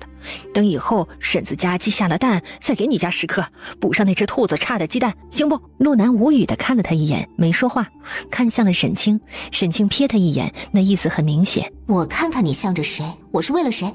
南看到他这小眼神儿，凑近他耳边低语了一句：那只兔子是公的，生不出小兔子的。沈清被他这句话说的扑哧一笑，算了，邻里邻居的，既然孩子病了，婶子还是回去照顾孩子吧。以前的事过去那么久，就算了。我不希望这样的事情以后再发生，否则我们就新账旧账一起算。李氏得到他这句话，如蒙大赦，赶紧笑着说了知道了，这才脚步匆匆的离去。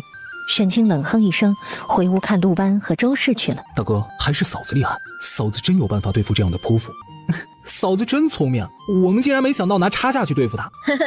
大嫂是我的偶像，以后我要跟大嫂学会跟人吵架。陆南无语地看了三个弟弟一眼，去给我准备马和大链，我要去镇上一趟，先去山里拿几张狼皮去。是。他也回了周氏的屋内。要走了吗？那你先跟我回家里一趟。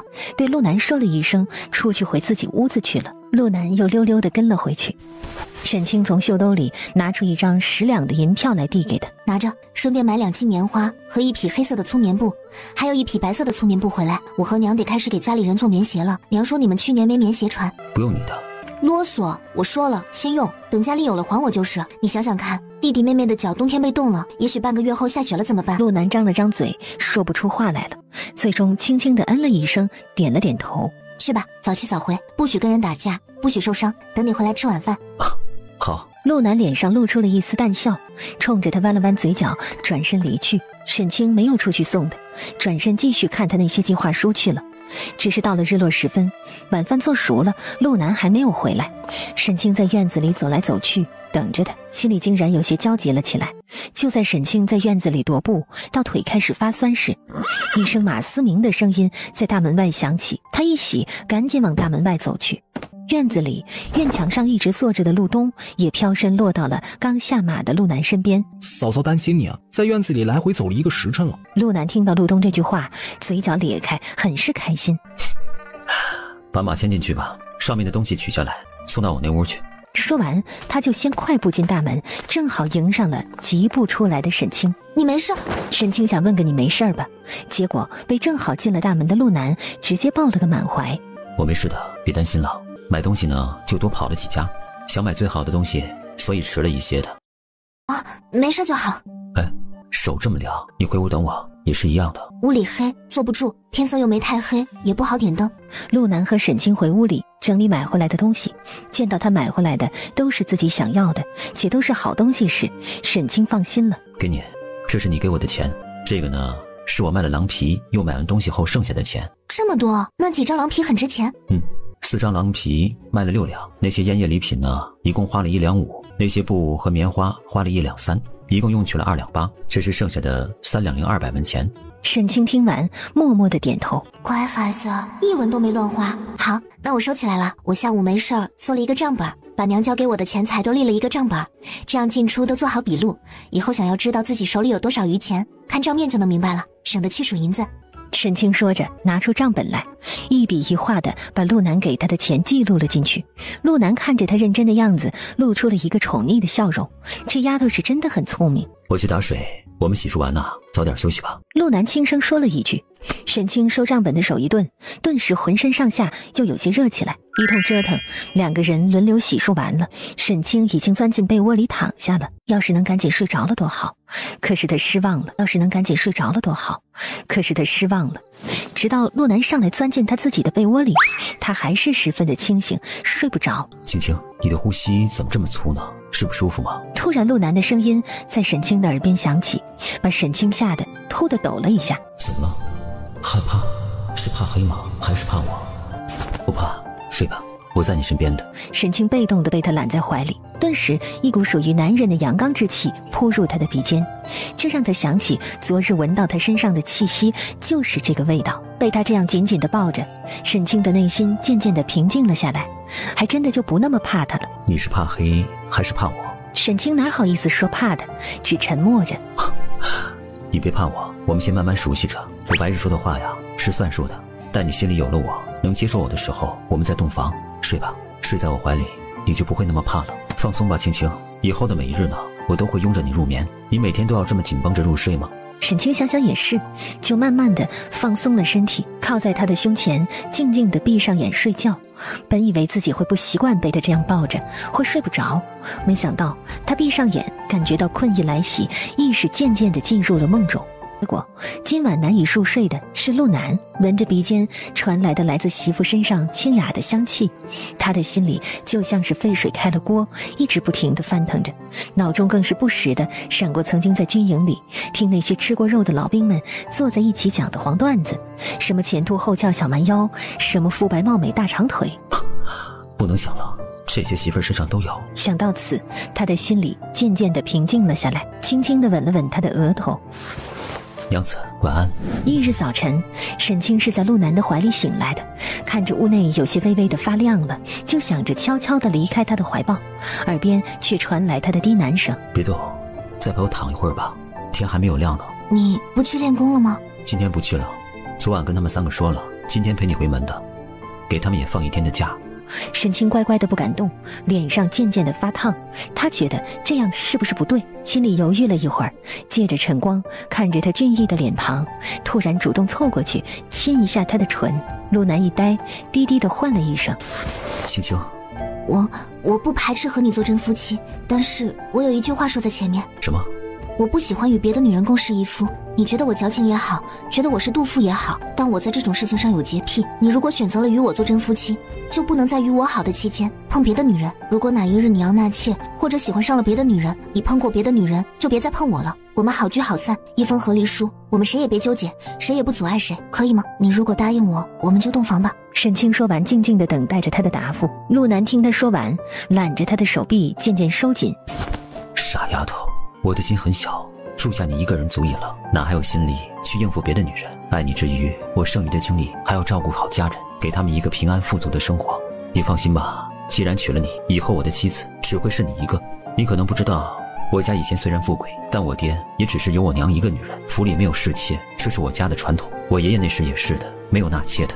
青青，我也是有洁癖的，你担心的那种事情是不会发生的。沈清听到他的这些话笑了，虽然不知道他会做到何种程度，但是此时听到这些话，他是开心的。我记下了。青青，谢谢你接纳我，你放心吧，余生我不会让你失望的。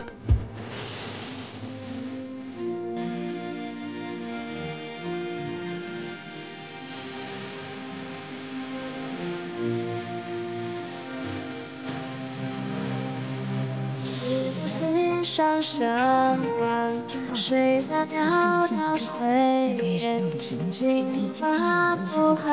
你再睡会吧，我去烧热水，你泡个热水澡会舒服一些的。沈清的脸上还微微的发热发烫着，他低低的嗯了一声，拉起被子盖住了脸。陆南知道他害羞了，也没再说什么。等听到门关上的声音，沈清才悄悄地从被子里钻出来。等陆南给他准备好洗澡水，就又出去了。青青，你先洗吧，我在院子里。虽然他们已经是夫妻了，但是他怕沈清会害羞会尴尬，沈清应下去洗了。等他洗漱完穿好衣服，开门喊陆南。陆南正好端了一碗红薯粥进来。你先喝粥吧，饿了吧？那你呢？沈清对上他淡笑的眼眸，脸不争气的又红了一下。他不愧是每日练武，身上没有一丝赘肉，还有腹肌，体力超强。只是想到他身上的那几道明显的剑伤疤痕，沈清的心绪平静了，又问道：你那些伤口是在战场上留下的？我12岁的时候就随着我父亲上了战场。你受伤时多大？15岁那年，内仗打得艰苦，对方请了武林中人助阵。那一次呢，我和另外3个副将都是受了伤的。后来我父亲出战，为我们报了仇。我也是因为这个伤，在军营里面躺了半个多月，幸好有个军医会缝合伤口，不然我爹说我至少得躺上1至2个月吧。陆南此时已经脱去了衣服，进了浴桶里坐着泡着。沈清这才发现，他就用自己的洗澡水洗澡了。你怎么不换水啊？那是我洗过的。水还热着呢，我也不嫌你，不用换了。要是浴桶大一些的话，我们还可以一起洗的。说完，他冲着沈清挑眉笑了一下。沈清不自在地瞪了他一眼，端着碗换了个地方，背对着他继续喝粥。折腾了一早上，他真的有点饿了。陆南闷笑2声，就喜欢看媳妇害羞的表情。青青，还疼吗？沈清被他的问话问得呛了一下。闭嘴，好好洗你的澡。好。陆南真的不说话了，也快速的洗完，出来穿好衣服就去倒水去了。他倒水时，陆北也起来了。你大清早的你洗热水澡啊？陆北疑惑地问道。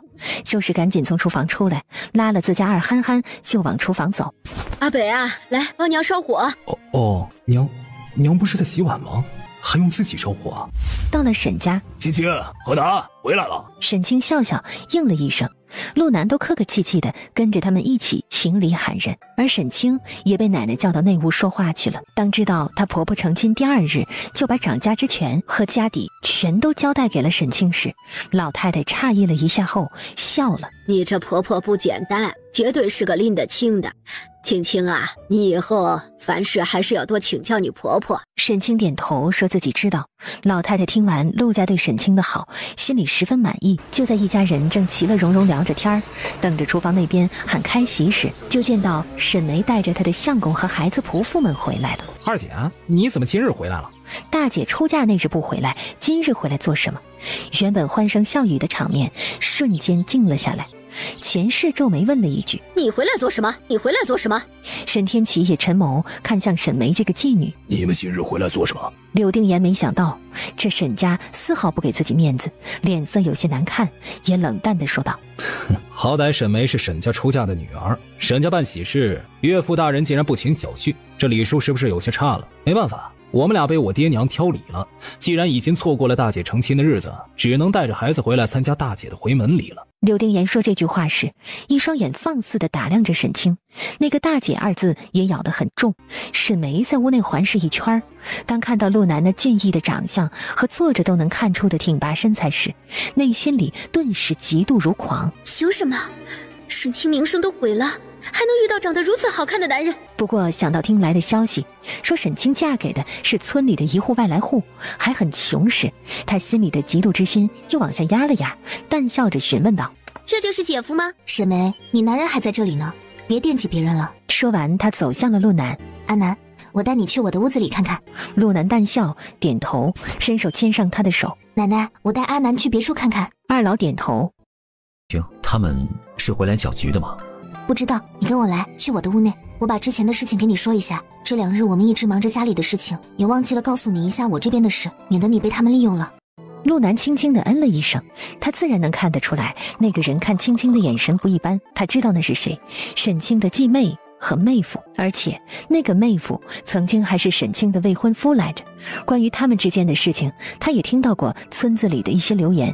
看到陆南的好奇眼神，低声道：“可能你也听说了一些流言，关于当年的事情，但是实际情况并不是外面传的那样，那只是我爷爷让人特意那样说的，真实的情况没办法让人知道，不然丢的是整个沈家的脸面。但你是我的夫君，关于当时的真相，你有权知道，也希望你听了不要对任何人说起。”如果不适合说的话就别说了，不管怎么样，我相信你，也相信自己的眼睛。没事，你可以知道。接着他就把当年的事情给他说了，他无语地说了一句：“他可真是胆大包天呢。”有人自甘下贱送上门，他又有什么不敢的？隔壁就是沈梅的屋子，他们选择了在沈梅的屋内苟且，为的不就是让我知道吗？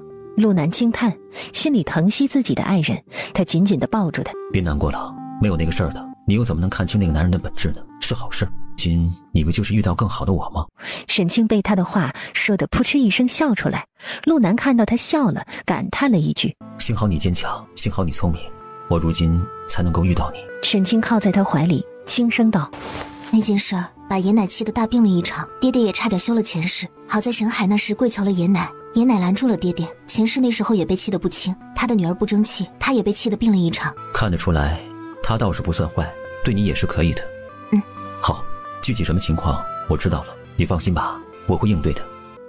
两个人又说了一会儿话，突然听到院子里传来了人声吵吵的声音。娘，我这么久不回来，我的屋子里怎么全部堆满了杂物？也不给我收拾一下，这让我们一家人怎么住啊？当年你爷奶警告过你们，别再回来来往的，你们回来做什么？当然是回娘家啦。娘，我也姓沈，我也是沈家的一份子，我也是沈家的姑娘，我怎么就不能回来了？娘，你赶紧让人给我收拾一下屋子，我家孩子快要午睡了，我得哄他睡觉，他可是柳家最被疼爱的小孙子。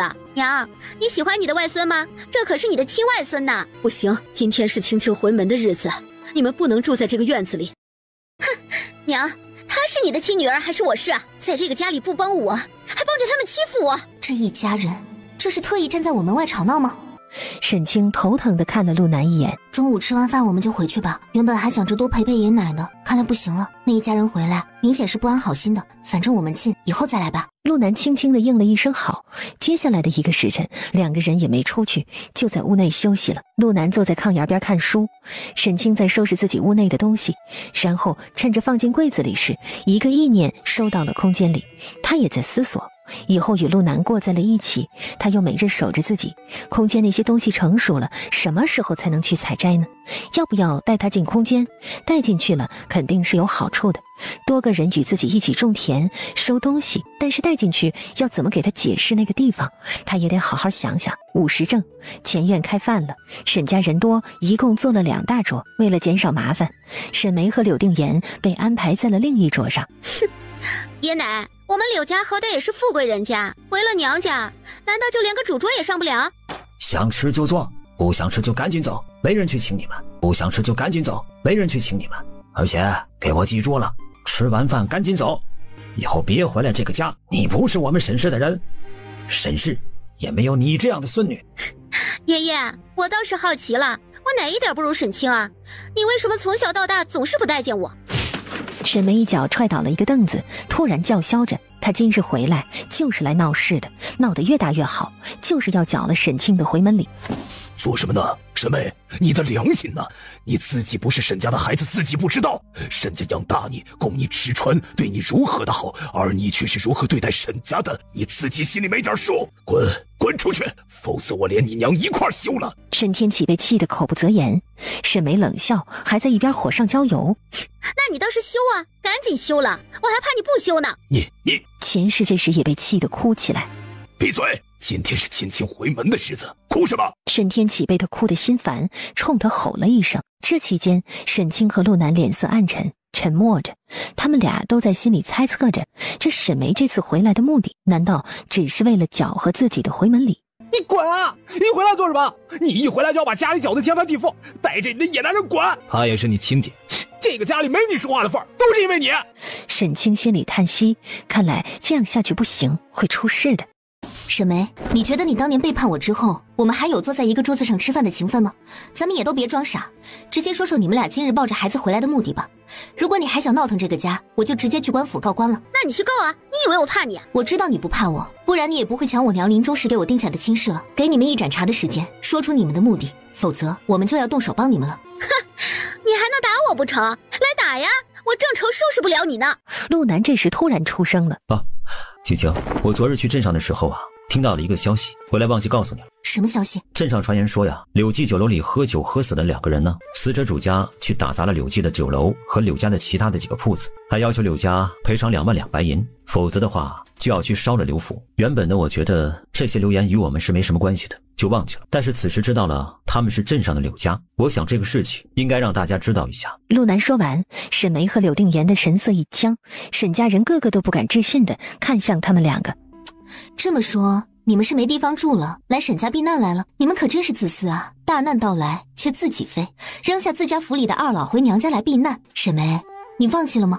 这里已经不是你的娘家了，你背叛了这个家，你已经被赶出去了。当初能给你风光办喜事让你出嫁，也是我们对你最后的仁慈。去收拾你们的东西，赶紧离开。你们以为你们住在这里，沈家会帮你们吗？做梦吧！爹，好歹我也叫了你10几年的爹，你不能因为我不是你亲生的，就对我和沈清厚此薄彼。沈清出嫁，你给了多少钱的嫁妆，也得给我多少钱。想要钱啊，跟你亲爹要去。以前这样的话，沈天启根本对着沈梅说不出口，但是此时他是彻底被沈梅气得心凉了。老爷子冷笑，看向柳定言说：哼，所以柳公子其实是来借钱的吗？柳定言没有吭声，沈清被这一对不要脸的夫妻给气笑了。真是滑天下之大稽，我沈清还是第一次遇到求人还求得这么猖狂，这么理直气壮的。柳定言，你们不觉得你们求错人了吗？不是来借钱的，沈家这点家底，我柳家还不放在眼里。哼，不是来借钱的，那就是存心来搅乱我的回门礼的。柳定言是个男人，就敢做敢当。既然你当初看上了沈梅，直接说就是了，让她嫁给你就是，用得着做那等下流事来恶心人吗？沈清也是真的被气到了，他觉得这个事儿总归是要了结的，今日就一次性的解决了吧，再来几次爷奶首先就会被气得病倒。我说了，那时是他来勾引我的。你是怎么做的？柳丁言不说话了，沈清嗤笑着看了沈眉一眼。看到了吗？这就是你从我手里抢的男人。沈眉，你这3年好过吗？他爱你吗？你过得开心吗？俗话说，君子不吃嗟来食，恶狗不咬落魄人。而你们……沈清后面的话也懒得跟他们说了，只淡笑着冲着他们俩摇摇头。既然你们是回来缴获我的回门礼的，那恭喜你们，你们的目的达到了。今天就到此为止吧，你们可以离开了，我们也要回去了。陆南来到了他的身边，牵起他的手，离开了沈家。沈清，我们之间没完。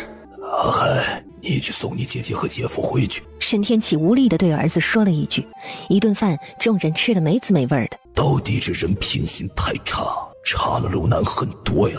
他唯一比陆南强的，也许就是他有个有钱的爹。沈家村陆家，沈清和陆南今日回门，5时还没过，2个人就回了家。周氏吓了一跳，这怎么就回来了？青青，阿南，那边发生什么事了吗？你们怎么回来了？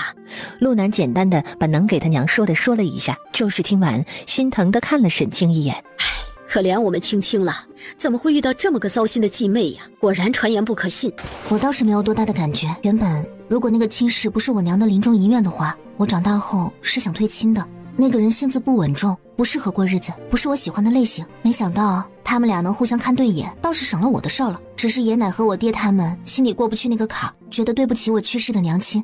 陆家母子听了心里都欢喜，他们其实还想感谢这个沈眉呢，把那个男人抢走，倒是便宜了他们家。这么好的沈清成了他们家的媳妇。下午周氏也没有打搅他们小两口，2个人也没有出去，就在屋内看书聊天，培养感情。你去插上门，我带你去一个地方，闭眼。莫非这丫头是要偷偷的亲我？只是刚闭眼，还没有感觉到他亲自己，就听到他又说可以睁眼。陆南心里疑惑，睁开眼，当看到眼前的场景时，他惊呆了。青青，这是哪里？具体在哪里我也不知道，从出生后懂事起，我就凭着意念能来到这个地方。这里的土地都很好，不用施肥浇水，种什么东西只要找对种的方法都能活。你过来看，这些都是我一个人无聊时种的。这是辣椒吗？这几种都是辣椒。没想到你见识挺广，还见过辣椒啊？以前呢，我跟着我爹去过南边边界上，我们国家那边的南异国喜吃辣椒，我们国家的南地百姓呢也是爱吃辣椒的。南异国，这倒是好奇了，以后有机会我们去一次。青青想去的话，以后我找机会带你去。喂，青青，这也是辣椒吗？陆南手里捏着一个2荆条，好奇地问道。这也是辣椒，你仔细看，其实我这每一块田里的辣椒都不一样。沈清过去带着他一一看过，给他解释着每一种辣椒适合做什么美食。陆南听完大开眼界，没想到一个辣椒还有这么多的品种。青青，那你除了种辣椒的话，还种过什么？多了，10几年呢，我种了很多东西，都在保险仓库里放着呢。走，带你去吃好吃的。沈清带着陆南去了保险仓库，陆南再次惊呆了。他觉得活这么大岁数，今天他算是跟着媳妇长见识了。这些是我种起来的玉米，过几日我想办法拿几个出去，让娘煮着给弟弟妹妹们吃。但你得帮着我想借口。这些是我种起来的胡萝卜，比咱们现在吃的那个颜色深一些。哦，对了，这边有西瓜，你去拿1颗，咱们俩去屋里吃。这么小的西瓜呀？西瓜不是越大越甜越好吃吗？这些是迷你西瓜，应该是变种的。我在种子库里找到的籽，种起来才知道是这种西瓜，而且1颗里边的籽很少，我们吃时要把籽留好，这都挺珍贵的。好。陆南抱了2颗，跟着沈清出了保险仓库。当看到那处小院子时，他再次惊讶了。这是你的院子？这个地方从我发现后，一直以来就是我自己一个人，也没有任何动物和飞禽。2个人走进院子，当看到院子里放着几个非常眼熟的箱子时，他疑惑地看向沈清。这不是今日你在你那边屋里收拾的东西吗？那边我不常回去了，我想着把我的东西搬到这里来，万一有用时省得我回沈家拿了。何况我们常常从那边往回拿东西，人们也会诟病你的，那样你脸上不好看。沈清说完看向陆南，才发现陆南一脸感动地看着他。怎么了？青青，谢谢你凡事都为我着想，我陆南也不知道是几声有幸才能娶到你这么好的妻子。不用那么感动，最多也就是3声。3声有幸吗？陆南似乎也想到了，呵呵一笑，摸摸他的头，轻笑着过去切西瓜去了。等小西瓜切开，看到1颗是红色的，1颗是黄色的后，陆南不敢置信。西瓜还有黄色的？黄色西瓜和红色西瓜营养价值差不多，你都打开尝尝。一定要说有区别的话，就是红色的会比黄色的含糖量低一些，但果酸和维生素含量却比较高。红色的吃起来也会比黄色的稍微汁液多一些，觉得水大甜。外面看着都差不多，你是怎么知道一个是黄的，一个是红的呢？我摘了西瓜时是分开两边的架子放的，你拿时拿的是红色的，没注意到我从另外一边也给你剥了一颗吗？陆南仔细一想，好像是那么回事儿。因为看着都是西瓜，他根本就没有多想。两个人默默地吃着西瓜。阿南，你们兄弟4个，怎么你不是叫陆东呢？一般不都是东西南北来排序起名吗？又不是一起生的，按照东南西北排序啊。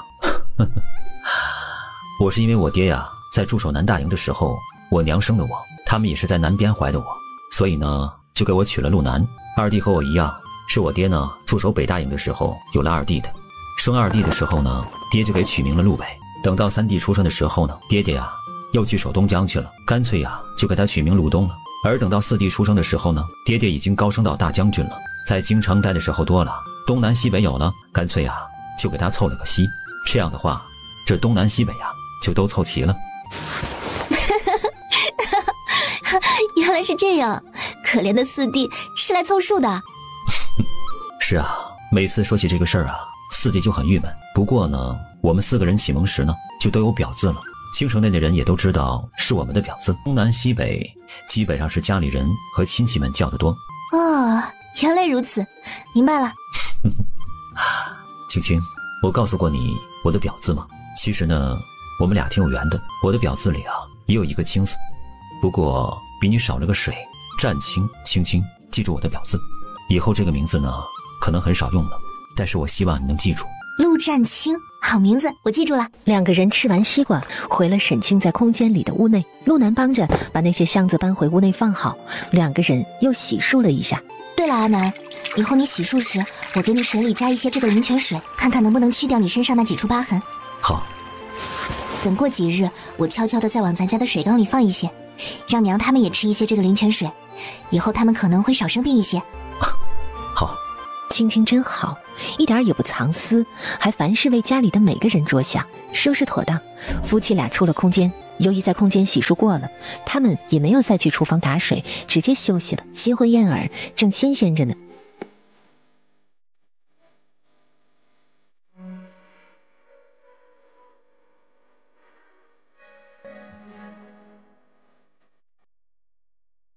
是清晨，天还未亮，陆南轻轻起床，他的胳膊刚从沈清脖子下抽出来，就发现沈清也迷迷瞪瞪的睁眼看向他。安南，晚食了吗？不好意思啊，把你给吵醒了，你继续睡吧。我带弟弟们呢去练武了，回来吃了饭呢，带你去镇上。他轻声亲了一下他的额头，就翻身去一边穿衣服了。待他离去后，身边没了小火炉给暖被窝，顿时不暖和了。沈清也睡不着了，干脆起来洗漱一下，去厨房给一家人做早饭去了。等他开始烙饼时，周氏那边的屋门开了，他赶紧走了进来。青青，你多睡一会儿，怎么起来做饭了呀？娘起来做也能来得及的。没事儿，娘，您去照顾弯弯吧，他有没有好一点？好啦，昨天下午就在院子里玩开了。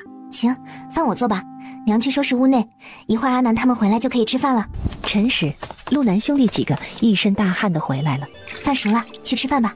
好。你做的饭吗？我烙了玉米葱花饼。好，辛苦你了。当一家人坐在桌前，看到桌上摆着一桌色香味俱全的早餐时，脸上都露出了笑容来。青青不愧是被沈家老夫人调教过的姑娘，看看这一桌早餐做的，哎呀，我们好久没吃过这么精致的早餐了。是啊，娘，大嫂做的早餐好香啊。沈清笑了笑，南瓜块一人一块，需要补充一家人一天所需要的营养，尤其弟弟妹妹们这么瘦的身体是严重的营养不良。今日开始，每日早晨一人要吃1块。好，鸡蛋汤也得1人1碗，足够。饼切成了小块，大家分着吃完，不然放到中午就不好吃了。开饭吧。好，吃饭。今天辛苦青青了。娘，嫂嫂烙的这个饼子好吃。周氏笑了笑，嗯了一声。沈清则是默默吃东西。陆南吃了几口就感觉到了，媳妇做的饭是真的好吃。沈清看到他吃饭间偷偷看了自己几次，冲着他也偷偷笑了笑。吃完饭后，准备跟陆南去镇上。从村子里到镇上，起码半个时辰就到了。沈清看着这熟悉的镇子，眼神往北边方向看了一眼，那边是外祖家的方向。陆南见沈清往那边看，轻声道：“怎么了，青青？想去游湖吗？”“不是，我外祖家住那边，我来镇上住过1年多。”“我们要不要去拜见一下外祖他们呢？”“先不去了，我们今日出来事多，先办我们的事儿。改日我专门带你去拜见一下外祖母和外祖父。”“好，我们先做什么？”“先去锦绣房。”等到了锦绣房时，铺子里似乎很热闹，人不少。“你在门口等着我，我进去一趟。”沈清也没让他进去，他进去了肯定不舍得让自己买那么多衣服。“青青，你个没良心的，怎么这么久不来看我？”“对不起啊，我后来回家了，再没出来。”“哼，你就是没良心。走，我们先上楼说话。”“哎，等等，我还想排队买软棉布呢。”“你家还缺那些吗？要多少？我明日安排人给你送去。”沈清失笑：“星儿，给我准备2匹，这是3两银子。”凤星儿不敢置信地看着他，像看怪物似的。“沈清，你是沈清吗？怎么突然间跟我这么客气啊？”“你没听说吗？我成亲了，嫁给了我们村的一户外来户，也是村子里最穷苦的一户。”“啊，我不知道啊，我昨日才从广陵城回来的。”“啊，我大前天成亲的。”“青青，那你是给婆家人准备的吗？我才不要你的钱呢！”“瞎说什么呢？既然这样，那你再帮我准备2匹细棉布吧，1匹深蓝色的，1匹枣红色的。”“青青，我不要你的钱。当初要不是你教我做生意，教我如何灵活做生意，锦绣房也很难度过那1年的难关了。我还一直没谢谢你呢。”“没事儿，这个是我买东西的钱，你要是心里过意不去啊，就送我几斤棉花。至于帮你的情分，那是看到我们姐妹投缘才交给你的，你不用在意。去一步步做生意的还是你自己。我婆婆家人都很好，我相公人也很好，看到他们日子清苦，我也想帮一把。今日我先出来看看，可能过几日我也要带着家里人做生意了。他们来了我们村子也没有田地，目前能快速摆脱穷苦日子的，也就是做生意了，所以我决定带着他们做生意。”“那肯定是没问题的，你脑子好，自己做生意肯定能做好的。那你做生意时需要我做什么？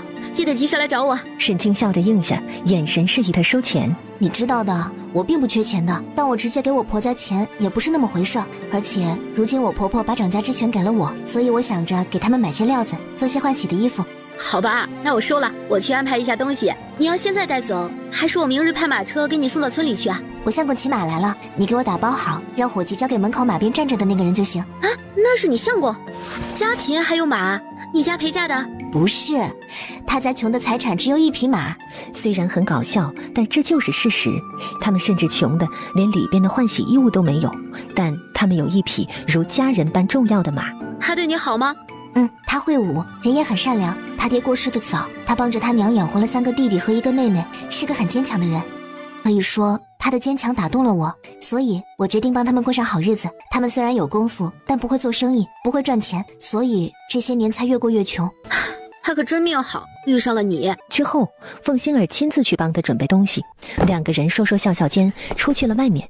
陆南看到脚边的这么多东西，有些不敢置信，目瞪口呆的。再抬头，看到沈清被一个大眼睛的姑娘送了出来，2人还牵着手，笑眯眯地说着什么。“那个是他的好朋友吗？”2个人一起走到陆南的面前。“阿南，这是我的好朋友凤星儿，也是这锦绣房的东家大小姐，这里一直是她在打理。星儿，这是我夫君陆南，以后对我们青青好点，以后你会知道你遇到了一个多么好的姑娘。”“啊，多谢凤小姐，青青的好，我现在就知道了。”“好了，你们再说一会儿，我得找个地方去钻了。”他一句话说完，3个人一起笑起来。锦绣房对面一间茶楼的2楼，窗边有人招呼了一下，立刻凑过来4个人，从楼上的窗边往下看。“凤兄，你看你妹妹笑得多开心啊！”年轻公子嗯了一声，眼睛却一直看着沈清。他心里低低地说了一句：“青青，好久不见，青青，好久不见。”然后他又看向陆南，心里疑惑：那个人是谁？陆南的感知力很强，突然转头朝着锦绣房对面的一个窗户口看去，这边几个人没来得及躲开，全部被陆南看在了眼里。凤星儿觉察到了陆南的目光，抬头看去，看到自家大哥在茶楼2楼，笑着冲他挥了挥手：“大哥，你今日在这边啊？”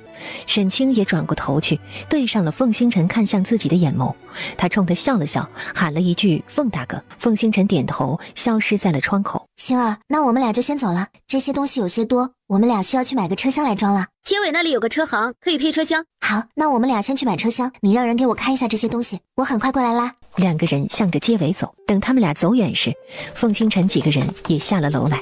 见到沈清走了，凤星辰诧异地问道：青青呢？怎么走了？和他夫君去买车厢去了，一会儿回来拉这些东西。